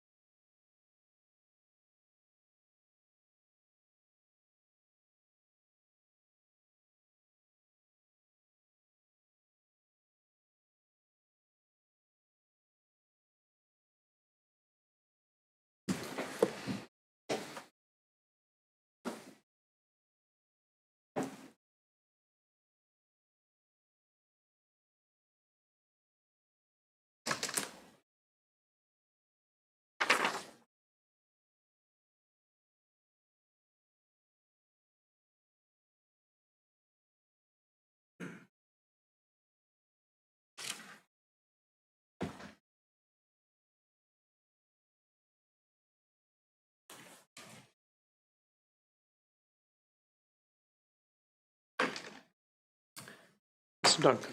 Thank you, my lord. Ms. Lacock, I'm going to move into 2019, January 2019, and we're round about paragraph 97 in your witness statement for those who want to follow it that way. And I'm just going to mention two things at this point. I think we can see that Paige was admitted to the CDU, is that right? Yeah. And is that because 6A was closed? No, we went in, we called them, again, she had she went in for chemo or something. Yeah, no, sorry, it was a temperature spike. And we called them and they said, bring her up. But because it was daytime, they said to take her straight to CDU because they're moving ward 6A to the clinical decision unit in the Children's Hospital. Thank you. And I think you indicate in your statement that by this time you had become aware of an issue to do with something called cryptococcus, is that right? Yes. And was it as a result of that that we see in your statement that you asked to have a meeting? Yes. And was it your intention that there should be a meeting among the patients, or rather the parents and the staff, is that right? Yeah, I called for a meeting because I thought, you know, as parents, if we're sit in a group, we can bounce off each other. You know, I might ask something and somebody else can take it up from there.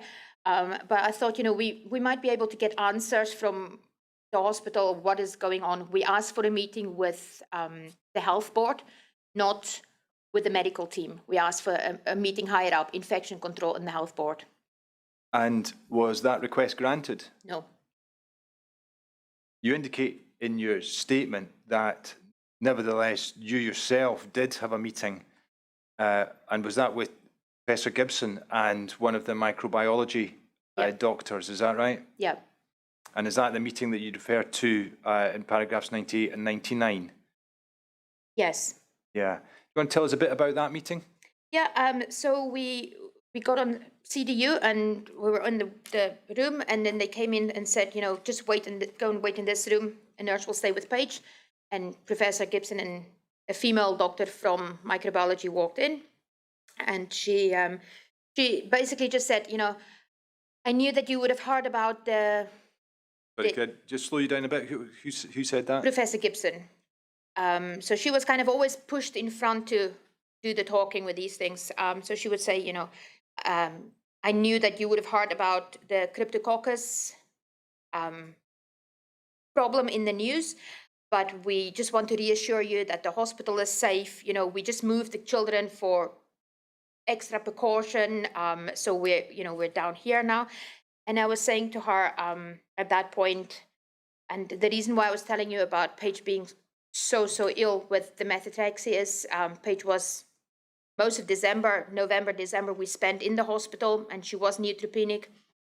And I was saying to her, so you deliberately put my child at risk being in that hospital, knowing that somebody died over Christmas with cryptococcus or the beginning of December.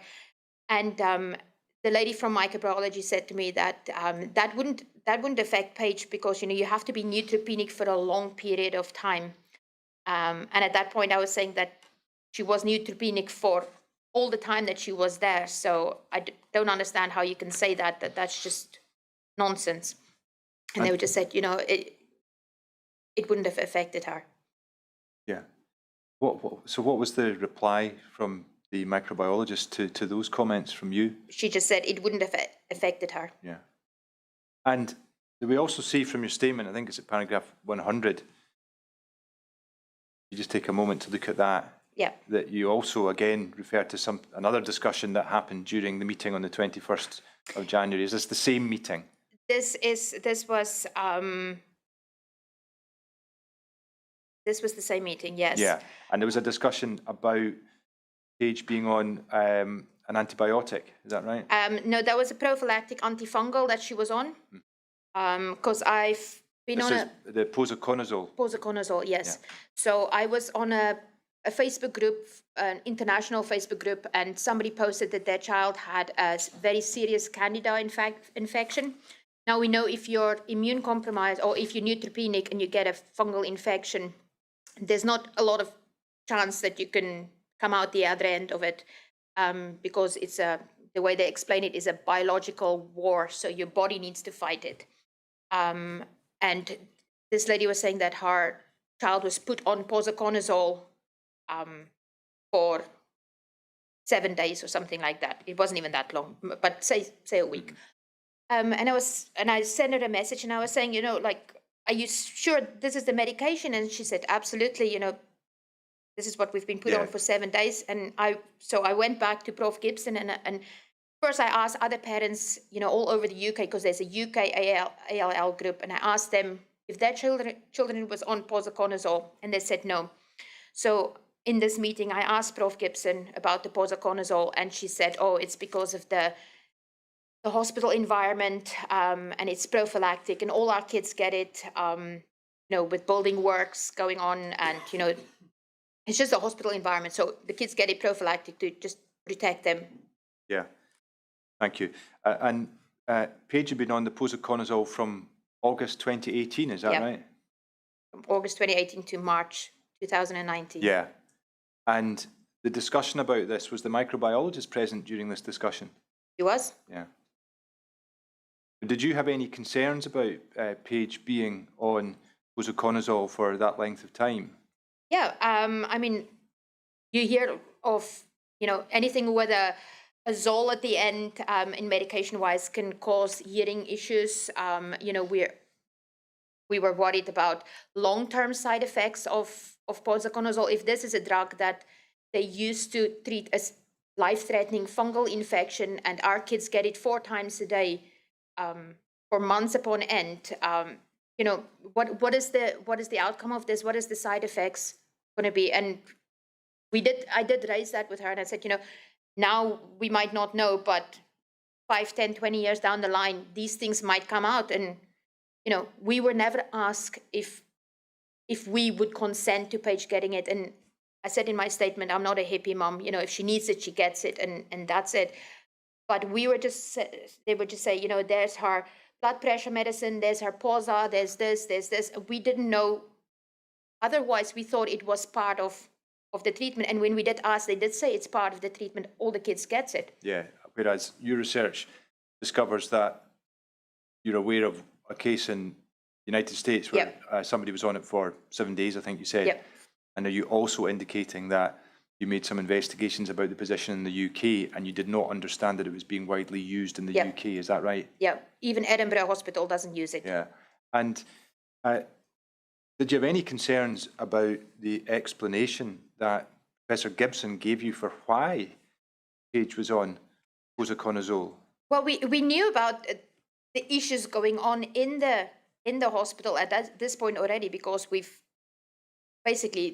broke Ward 2A according to them, and we were now in Ward 6A, and we broke Ward 6A. So that's not, the ward is compromised. The kids couldn't be there anymore. So there was issues going on. So we did understand what she was saying, but we were concerned. And I've said this before, when I say she, it's not her, but if we were sat down from the start and said, these are the risks, this is what we suggest, would we have gone for it? Absolutely. We probably would have, outweighed the risk against it, but we weren't informed. Our kids were just given these medication. Thank you. Now, let's move on with the timeline a little further, and let's look at January to March 2019. I think paragraph 104, you indicate there's a further block of chemo starts. Is that the delayed intensification phase? And there's a change in the prophylactic medication at this point, is that right? Yes. The posaconazole stopped and something called? Ambisome. Ambisome. Yeah. That starts. And again, this is an intense block of chemotherapy, is that right? But Paige responded well. She was amazing. We couldn't believe it. Until in February 2019, there's another line infection, is that right? Yes. I think you deal with that at paragraph 107. Yeah. And it turns out to be Staphylococcus, but a slightly different Staphylococcus, is that right? Yeah. Well, we were told it was the exact same one, but they never gave us a name. They just said it was the same one that she had before. And then we got a letter that they sent to our home instead of the doctor, the GP practice, to state that it was a different strain. Yeah, so there was something went wrong with the communication around that, is that right? Was Paige's chemotherapy stopped at this point? Yes. But this time she didn't lose her line, is that right? No. Yeah. No. And I think we can see from the statement that she improved, and I think she was discharged on the 25th of February, would that be right? Yeah. So moving a little further forward again to March of that year, I think we can see that Paige had a blood transfusion. You refer to that paragraph 109.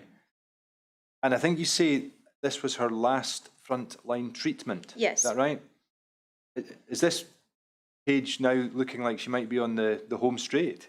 Yeah, so the end of frontline, that's when you had, frontline is when you have all the heavy chemo, and then maintenance is just a lower dose but spread out, a daily dose but spread out, so it's not as intense. We expected. Thinking about where you had been. Never thought I'd make 6 months before, yeah. That's what I was about to ask you. How were you feeling at this point? Oh, we were over the moon. You know, we had her in a little superhero costume, and, you know, we were just over the moon. We got to maintenance. You know, it's such a big thing that the staff, they all tell you when you get to maintenance, you know, you can start getting your life back to an extent, you know. So we were planning on opening back up our business. You know, Sarah was going to go to school. We were just prepping up for a life again. Yeah. And then the 19th of March, give or take, Paige has a temperature spike and she's back in 6A, is that right? Yeah, that was quite a bad spike. She had rigors. We called them and they said, bring her in immediately. Yeah. Was she having rigors at home? Yeah. And we've had a description of what rigors are like. And she took her to hospital, admitted to 6A, cultures are taken, and I think they came back within 48 hours, and it's something called Pseudomonas, yeah. Yeah. And I think we can see from your statement, paragraph 110, that you had a discussion with Professor Gibson about significance of that. Yeah. You want to tell us a bit about that? Yeah, so I was told the night before that it was a gram-negative infection because they take 2 vials of blood when they grow samples. So we knew that it was coming from a gram-negative vial. So I looked it all up. Like I said before, you know, I'm very much a research mom, and what it could possibly be. So Pseudomonas was one of the infections that I did the read up on. And when Prof. Gibson came in, she said to me that, you know, Paige has the grower infection, and it's a gram-negative infection. And I was saying to her, what is the name of the infection? And she said Pseudomonas, spelled with a P. And I said, no, I know how to spell it. That's fine. And she said to me, this is a life-threatening infection. This is a very serious infection. We don't know which way it's going to go. So at that point, she was on 2 antibiotics. So we're going to add a 3rd antibiotic into it. And, you know, then we're just going to wait it out and see how it gets on. And she walked out. Another doctor came in, and one of the junior doctors, well, more junior doctors under Prof, she came in, and I asked her if this, because I know it was, from what I've seen, is, you know, an environmental bug. And I asked her, is this a hospital-acquired infection? And she just got all nervous, and she went to wash her hands, and she said, I'll get Prof to come and speak to you. And she walked out. And about 5 minutes later, Prof. Gibson walked back in, and she said, upon your question, if this infection is from the hospital water, the answer is no. And I said to her, I've never asked about the water. I asked, is this a hospital-acquired infection? And she said, no.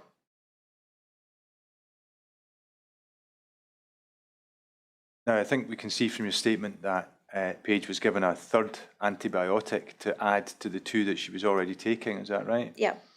And she began to improve, is that right? Yeah, she was never, I mean, apart from the temperature spike, she didn't really take too unwell with it. So yeah, so I think, you know, it was caught early on, Yeah. but Once they started to give her antibiotics, there were no more rigors, is that right? yeah, Yeah. yeah. And I think we can see that she had her port taken away by surgery shortly after Yeah, that, is that right? it was an emergency port removal, yeah. Yeah, but I think she must have been getting to the stage where it was going to be removed soon anyway, would that be right? Yeah. Now, still in March, I think we can see from your statement, paragraph 114 and onwards, that there was a further possible infection, something called Candida. Yeah.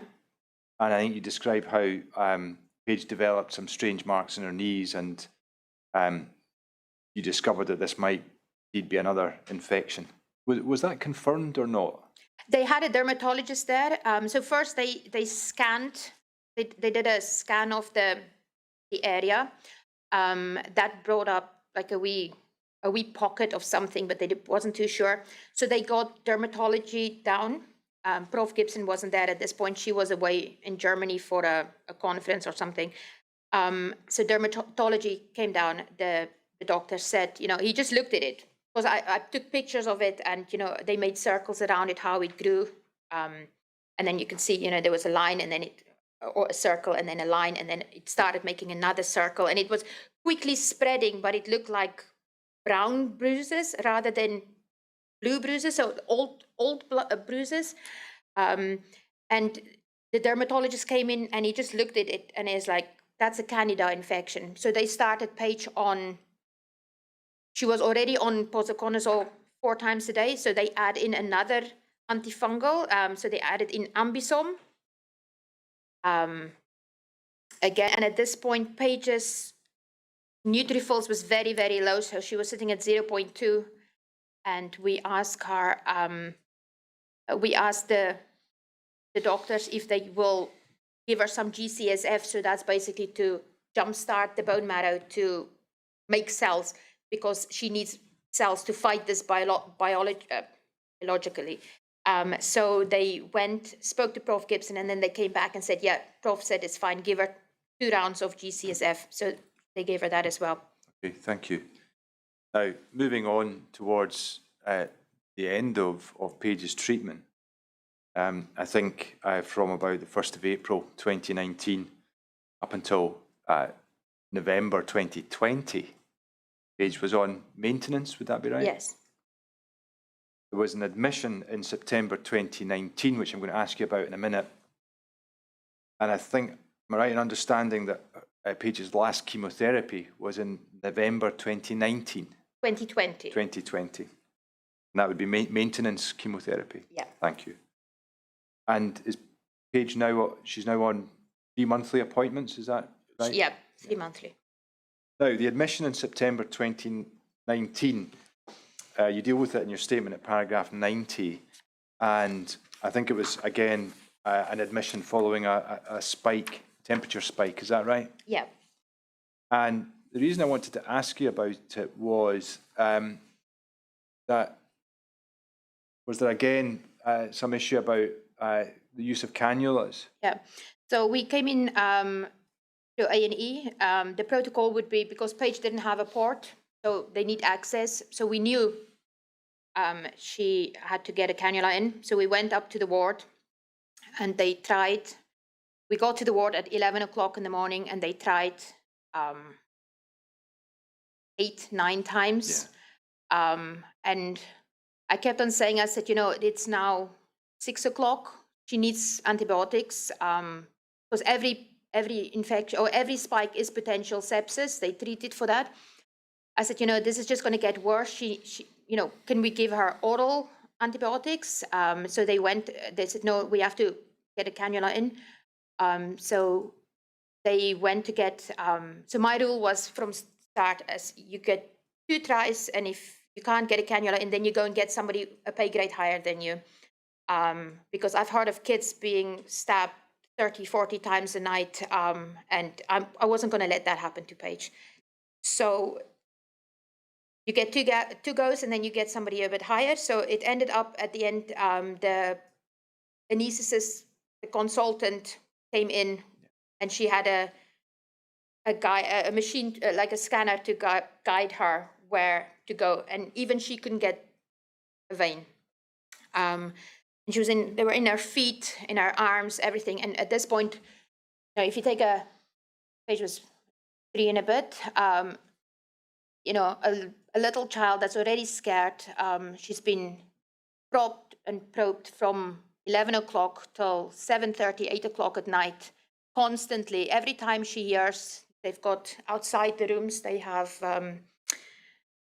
a box, and they pull down the aprons. So every time she hears an apron go down, she knows somebody is coming for her. Every time somebody touched the door, she knows somebody is coming for her. She was petrified. She was hiding in the bathroom, and she wouldn't come out.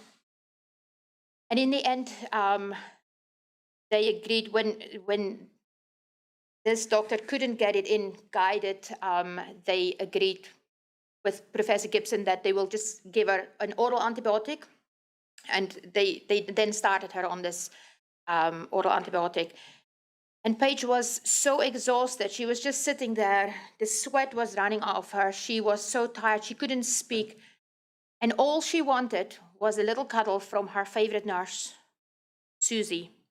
She took to this nurse for some reason. The nurse never really given her massive attention, but because Paige liked princesses and pretty girls, Susie was that. She was gorgeous.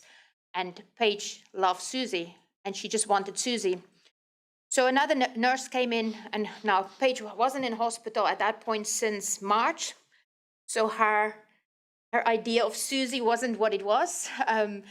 So she saw another girl, and another nurse, and she thought it was Susie, and she just wants Susie after the nurse left. So Susie came in, and it was the most beautiful moment. It wasn't Susie. She came in, and she gave Paige a cuddle.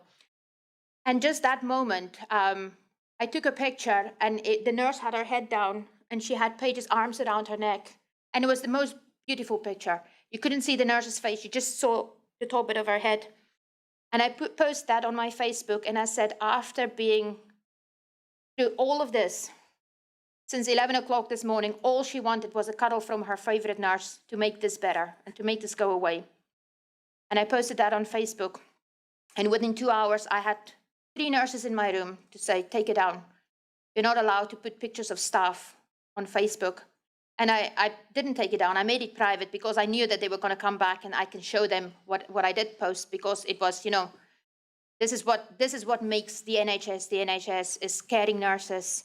So I made it private, and then the next morning I had Emma Somerville, the charge nurse. She came in and had a discussion with me about this post, and I show her the post, and she said, yeah, that was a beautiful post. And I said, with everything that's going on, I think the NHS can do with a bit more good, feel good stories than what they had so far.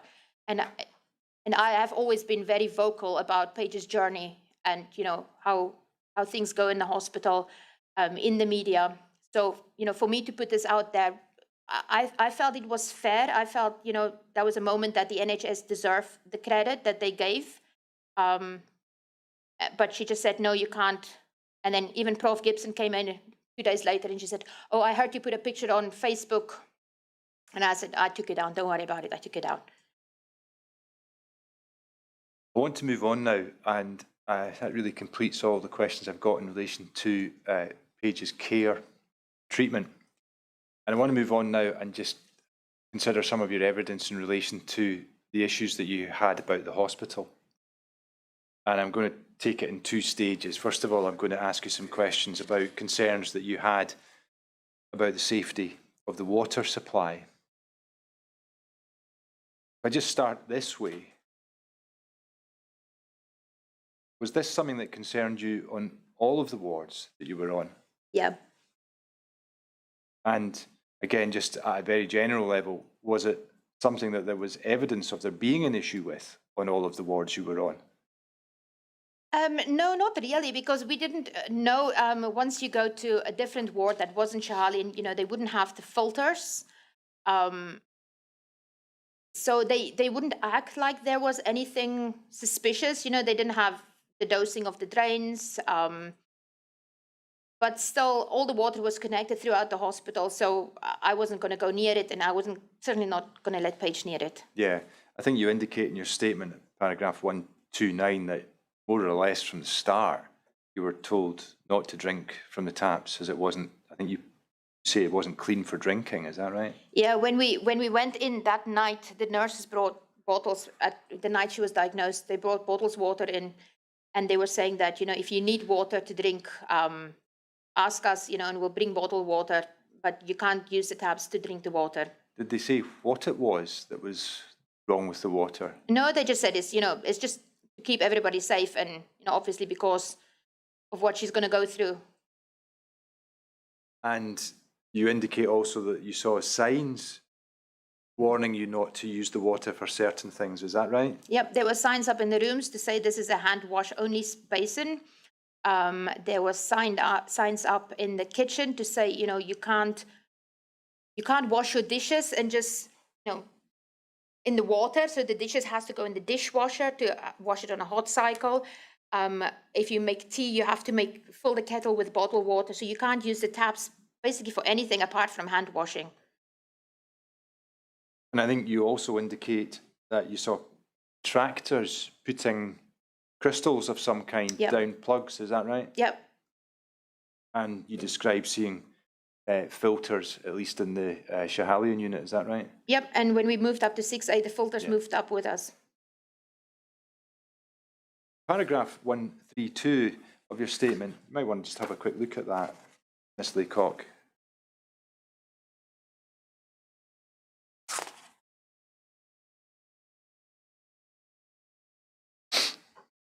Yep. We're going back to September 2018, but just really to focus on a particular exchange. You say that one of the clinicians asked you a question about Paige using a shower. Yeah, so Paige was, she was fasting for going into theatre to get her line removed, the first time, the Hickman line. And they have a list that they come, a pre-op checklist, and they would ask, you know, when was the last time you had a bath? And I said, when she was home. And the doctor said, so, you know, did she not have a bath or a shower in the hospital? Knowing that we've been in for a couple of weeks now at least, and I was saying no. I said, you know, I don't bath or shower in the hospital. You know, we use wet wipes and alcohol and, you know, dry foam and things like that to clean her. I mean, she didn't have hair, but you know, we don't put her in the water because I spoke to another mom and she said to me every time she put her son in the water, he would get a line infection. And I said, so I don't put her near the water. And he said to me, if this was my child, I wouldn't put her near the water either. The clinician said that? The doctor, it was a junior doctor. It wasn't a clinician, it was a junior doctor. Yeah. But he said to me, if this was my child, I wouldn't put her near the water either. And I asked him, why don't you tell us this from the start? Then we know where we stand and, you know, we can make alternative arrangements. Yeah, I mean, that exchange is, as you've said, September 2018. Yeah. You've been on the Schehallien ward for a month or so, and you've seen all of these other signs of there being an issue in relation to the safety of the water supply. Yeah. How did that make you feel, all of those? Anxious. You know, as a parent, one of your rights is to be cleaned as a child. You know, nobody wants to. I don't want my child to go a month without a shower or a bath. You know, a bed bath with wet wipes. You know, I want my kid to be able to go and wash her dolly, make a bath for her dolly in the water. You know, I don't want my kid to go into the hospital and say, "Mommy, I'm not going near the water because I know there's bugs in the water." And up until today, Paige wouldn't wash her hands when she go to the hospital. She would say, "I know there's bugs in the water. I know I can't go near the water." You know, so we're anxious as parents. We, again, like I said, if they said to us from the start, you know, that this is the danger zone, don't go near it, we would know, don't go near it. But they haven't. They haven't been open and honest with us. And that's all we want is open, honest answers. And for this not to happen to future kids. I mean, I think that the signs were indicating to you not to use it. Yeah. Are you indicating to us that what was missing was the explanation for why? Absolutely. You know, if we knew that this was the place, the only place that would make Paige better, and this was the risk, then, you know, we could have made an informed decision as parents. But because there was no explanation, that kind of amplified things, and it made it worse, because then people start speculating, and the only information we got was out of the media. Now, move on then to other issues with the hospital that you identify. You refer at paragraph 135 to a window falling. Yes. Is that something that you witnessed? We were in the room, so we just heard the thud. Heard a thud? Yeah. And then they were saying, the nurses were saying a window fell out. And then we heard that they were putting scaffolding up. Was it just a thud you heard? Well, we just heard a thud. And then obviously, you know, everybody, oh. But yeah, it was mostly the thud. You heard a reaction from people as well? Yes, yes. You mentioned something about cladding. Yeah. What was the issue there? So they took the cladding off, or they took the cladding away to work behind it. So at this point, we were still in Ward 2A, and they had all the windows. At this, we were in the posh side, so we had an outlook on the adult hospital, where the buses would and taxi rank is, so we could see people moving about. So that you referred that to that side as the posh side. Yeah, just for us, because if you're in the other side, you're really in the cell. So that's like really... That would be looking into the atrium. The atrium, because you can't really see much. You know, you have to be like that out of your window to see what's going on in the atrium. So we were in the side that you were allowed to have a bit of sunshine and daylight, make it that then. And then they came and put scaffolding up and put green film over the windows, so we couldn't see out anyway. So we were just back in isolation, into another dark room with nothing. We couldn't see anything. Yeah. And then they were removing the cladding and fixing things behind it. And did you also have a concern about ventilation? I mean, they had the HEPA filters, so that's more Alfie's, but so he will tell you a bit later. Okay. My focus, to be honest, was Paige and keeping Paige safe, and yeah. Okay. Let's move on then to look at a different issue, communication. I'm going to start with a general question. In general, how would you assess the effectiveness of the hospital's communication with you in relation to issues affecting your daughter's care?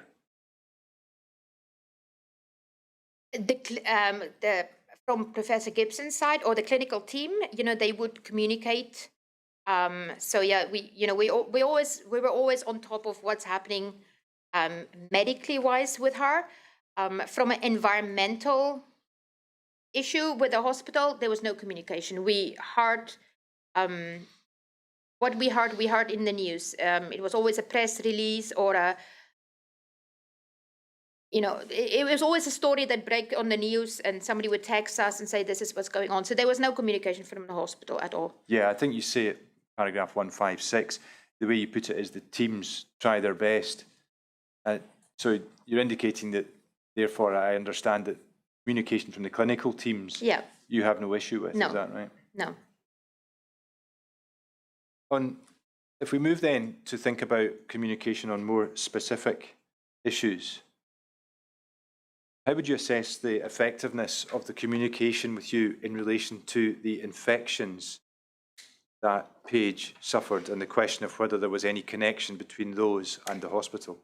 Yeah, when we heard about the Pseudomonas, I asked Professor Gibson, obviously the question, was this hospital inquired? And she said at that point that she would get somebody from microbiology to come and speak to me. And Paige was on the ward for 9-10 days in total at that stage, or during that stay. And they would say to me, infection control said they're coming to you, but up until today, we've not had a meeting with infection control or Yeah, they never came. They never came, and they couldn't even say that I wasn't there because I was on the ward all the time. I never left Paige. I never left the ward. I never even went to the shop without her. So they never came. And what about communication then in relation to the use of prophylactic medication? How would you assess the effectiveness of that? Non-existent. There was no communication. We were never told this medication was prophylactic. We were told it's part of treatment. So they later on start children on prophylactic antibiotics as well.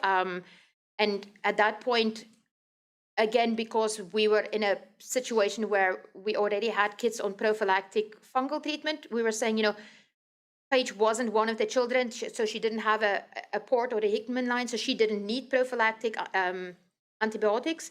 And I was saying to parents, ask the question, stand up, ask them, why does your kid need this medicine? If there isn't prophylactic, it shouldn't be there, not in this case, unless we know why. So parents did ask the question. There was a bit of an uproar, and they said, we don't know where there's infections in the ward. We don't know where it's coming from, if it's in the roof, behind the walls, underneath the flooring. But, there's a spike in infections, and that's why. And one of the parents, she asked Prof. Gibson, and she said to me, Prof. Gibson broke down in tears, and she said, I can't tell you, you go and ask them up there why your children have to be on this medication. Okay, I wonder if I might just ask you a few more questions about some of that. Are you indicating that there was actually a meeting with a number of parents and members of staff present? Not as much a meeting, but people who were in the ward would then have that conversation. And because we were on a parents group, so we would have a conversation on the parents group, and we were all saying, if you're in the ward now, ask the question. I see. So it was individual meetings, but at the same time. So were you yourself present during the discussion that you're talking about? No. And were you yourself present on the occasion that you've just referred to when Professor Gibson became upset? No. But that mum is still coming for evidence, and she will reference that. How would you assess the effectiveness then of the communication with you and other parents in relation to the concerns you had about water? Non-existent. Did it go beyond some signs and a direction to use bottled rather than tap water? I mean, there was no communication. It was just, drink the tap water and, drink the bottled water and don't use the tap water. And it was just a sign on the wall. Whose job would you say it was to communicate with parents about these concerns? I would think infection control. I would think it's part of that. You've already indicated today, and you indicate in your statement, that you felt that Professor Gibson was doing quite a lot of the heavy lifting on the communication front. Is that right? Yeah. And was that something that you thought she should be doing? No. She should be looking after our children and healing our children. I asked, even after the overseeing board was put in place, I've asked for certain information coming out of the ward, because when Paige had Pseudomonas, I know that they were in that room. They were testing, they were taking water samples, they were taking air samples, because they had these, like a trolley, and they had these this tube sitting on it, and it was running for a bit. So I know that there were samples taken, and me and Alfie asked for the results of these tests. And then Professor Gibson called me, and I also referred to not having this meeting with microbiology. And she called me, it was an evening, and she was saying to me, I heard that you asked some questions to Professor White. And I said, yeah, I did. And she said, well, what is it that you want to know? And I said, what I want to know isn't supposed to come from you. I don't want you to get involved in this side of it. I want you to focus on Paige, and I don't want my relationship with you to be ruined or to be cloudy because of the environment or other concerns. I said, my beef isn't with you, my beef is with the health board. And I feel that they should come and answer my questions. And she said, well, they will just send it back to me anyway. And I said, well, I'm not sending you any questions because that's not your job. Yeah, I mean, say in your statement, paragraph 174, Professor Gibson did everything she could for Paige. Not once do I look back and say she didn't have Paige's best interest at heart. Yes. How do you feel about the fact that in addition to that, he was also having to deal with the questions that you and others had about concerns with the fabric of the hospital? I think it put her in a very difficult situation because she obviously did what she could for the kids. You know, Professor Gibson would be there early mornings, late nights. You know, she's one dedicated woman. And all of this would just put extra pressure on her. And it, like I said before, it's not her job. You know, she shouldn't feel like, you know, and she's a very intimidating woman, so she wouldn't feel like it, but she shouldn't be scared to walk into a child's room to speak to you about their medical condition because there is this issue with the environment. You know, her focus should just be on the kids. As is the team, you know, the nurses. We shouldn't have to go and ask them for information. That information should be there for us before the press gets it. Okay, I want to move on and ask you some further questions about another aspect of communication. At paragraph 122 of your statement, you indicate that you were involved in a meeting with the then Cabinet Secretary for Health, Jean Freeman. Yep. And I think we know from the evidence that we've heard already, and you referred to it also, that there was a meeting in September 2019, is that right? Yeah. What is your recollection of that meeting? Yeah, so there was about 12 families on our meeting. We were on the Saturday. The health secretary was there. There was somebody up high with nursing. I didn't really take notice of the other people. Our meeting, we wanted to get our point across to her. She listened to everybody's story going on, all the same stories in a different, little bit different, but basically all the stories came down, you know, all our issues and concerns. She was sitting there looking like she was shocked to the bone, shaking her head, couldn't believe what she was hearing. Yeah, so at the end she was saying, you know, she will get us the answers that we deserve, and, you know, shocked to the bone, and she wants to apologize that people are going through this. Yeah. And have you got the answers that you deserve? And that's why we are here. Now, I want to ask you about another process that you've been involved in, something called the case note review. Yeah. And I think we can see that you refer to that in your statement around about paragraph 161. Now, I'm not going to ask you to go through this in detail, and we've already had some evidence about what the case note review is. Paige was included in the case note review, is that right? Yes. And you've had an opportunity to consider the individual report that was prepared in relation to her, is that right? Yeah, it was just coming out anyway, yeah. Yeah.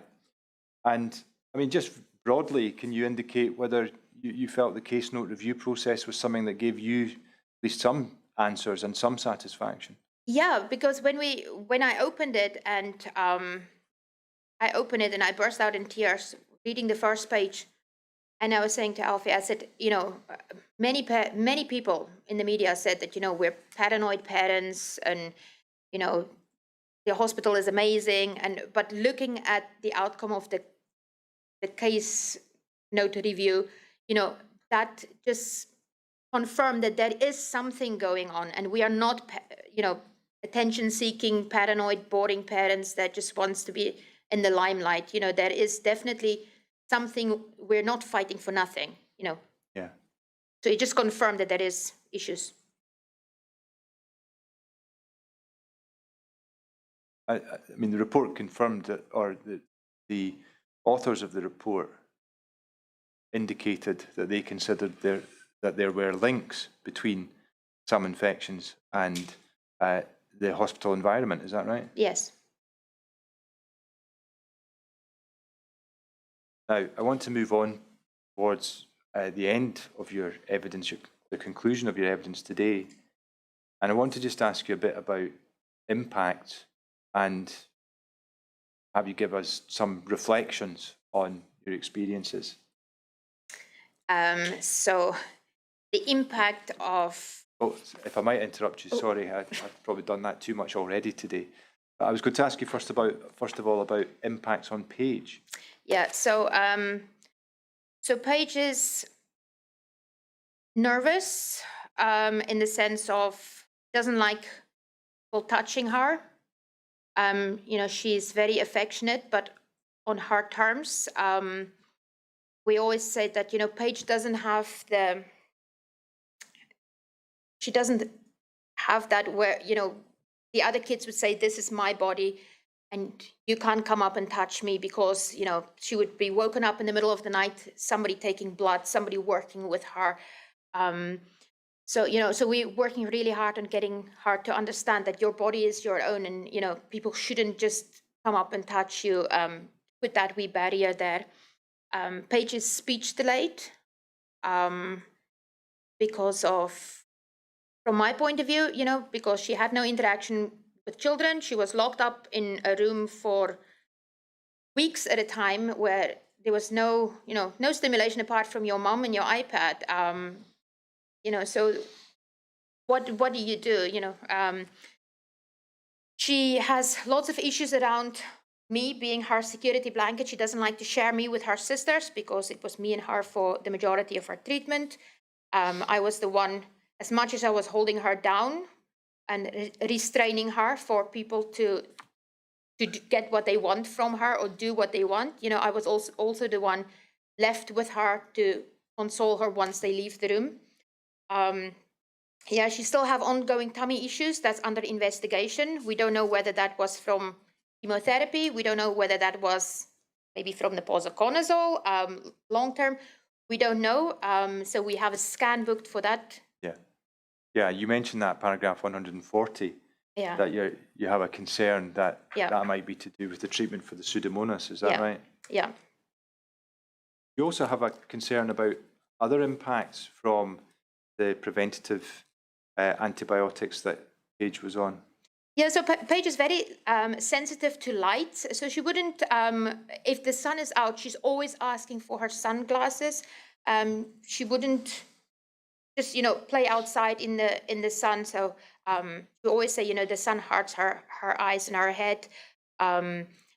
We've noticed her hearing is a bit off. I don't know if it's selective, but you know, we would speak to her and she just wouldn't respond until you actually go and touch her, or you go right near to her and speak up. But sometimes, like if you sit and talk to her like this, you know, she would speak to you. But if she's a bit further, then, you know, she wouldn't. For instance, if I call from downstairs, she wouldn't hear me. I would have to go upstairs and then she would hear me and come downstairs. So yeah, there's lots of little things that's coming out, but again, we don't know whether it's, like I said, you know, the long-term side effects of the chemotherapy, or if, you know, if it's some of the other drugs. I now want to ask you some questions about the impact upon you of the issues that you've been describing. And let me put it this, let me start this way.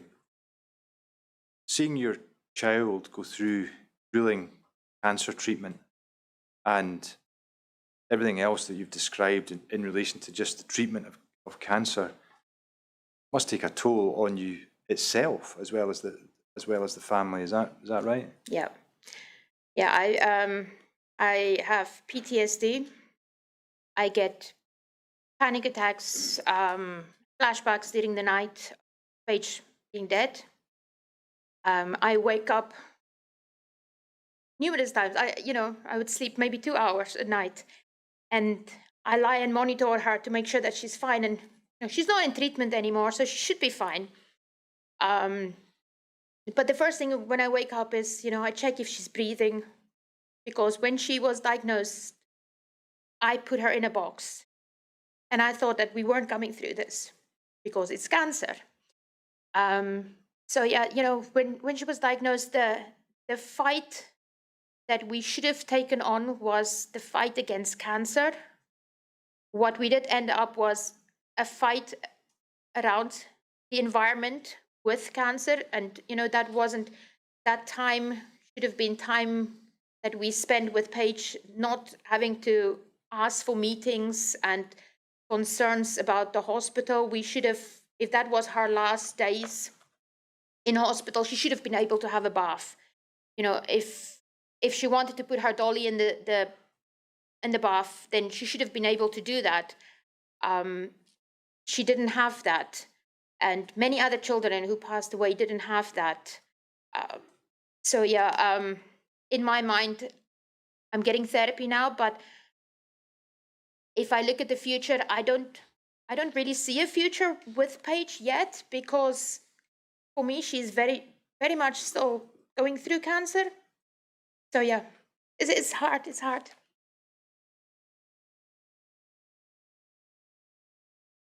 Want me to keep going? Yeah. So my relationship with her sisters has been affected. My eldest daughter has started counseling not long ago. She's got panic attacks. She's got anxiety around what her sister has gone through, around what her role had to be in the family. She was 12 at the time. She basically had to step up into a caretaker role, because me and Paige was always in the hospital, and if it wasn't for chemo, it was because Paige spiked with some sort of an infection.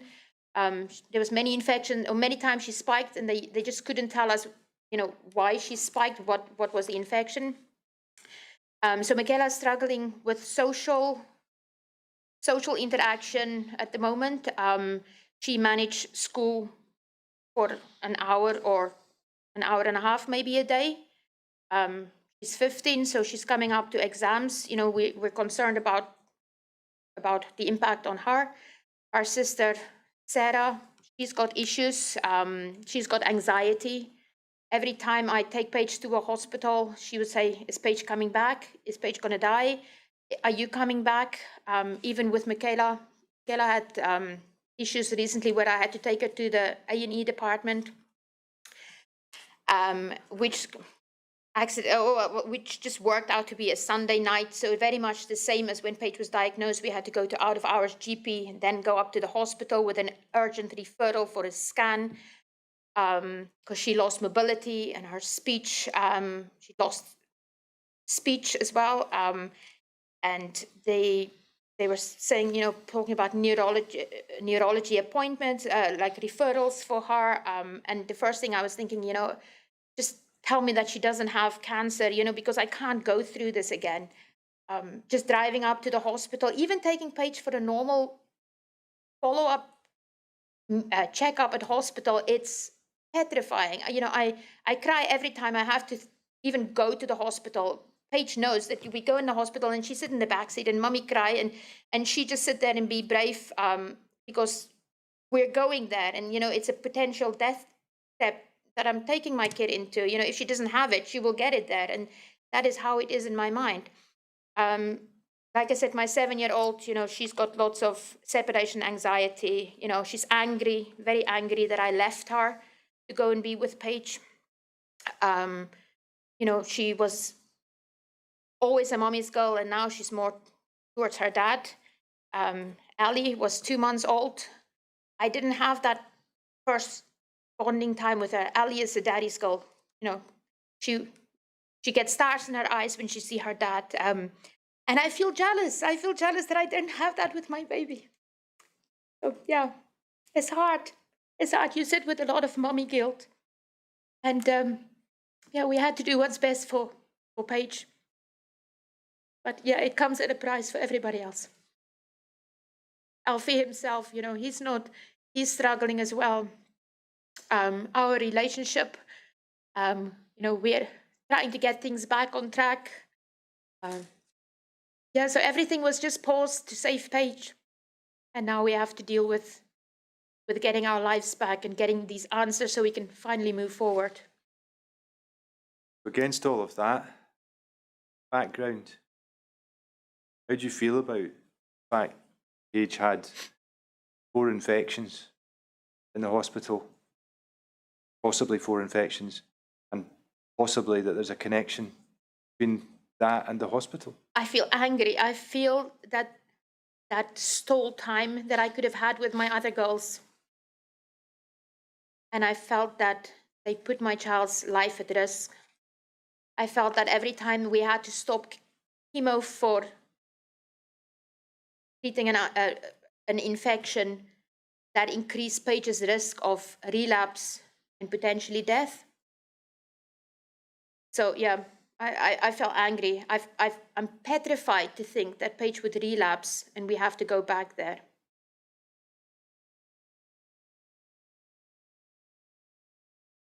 I've come to the end of questions that I have for you, Ms. Lacock. Are there any other observations that you would want to make before we conclude?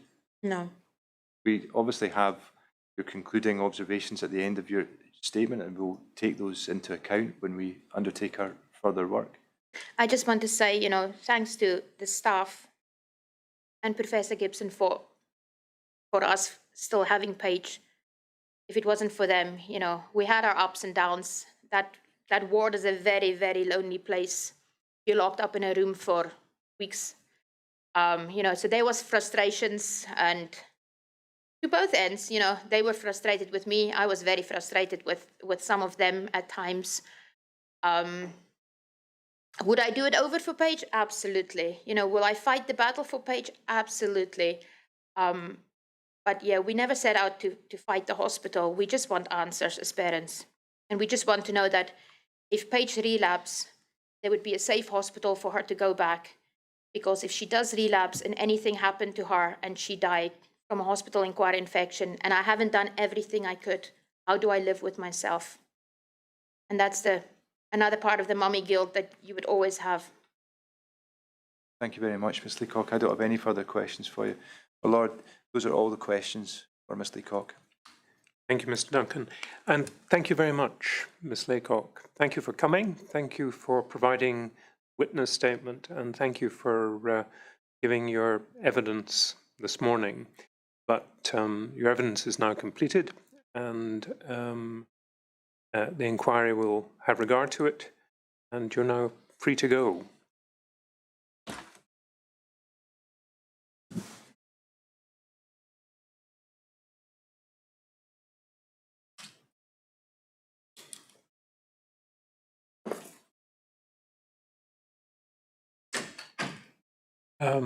We will adjourn until 2 o'clock this afternoon. Thank you, Lord. Yeah. See each other again at 2 o'clock.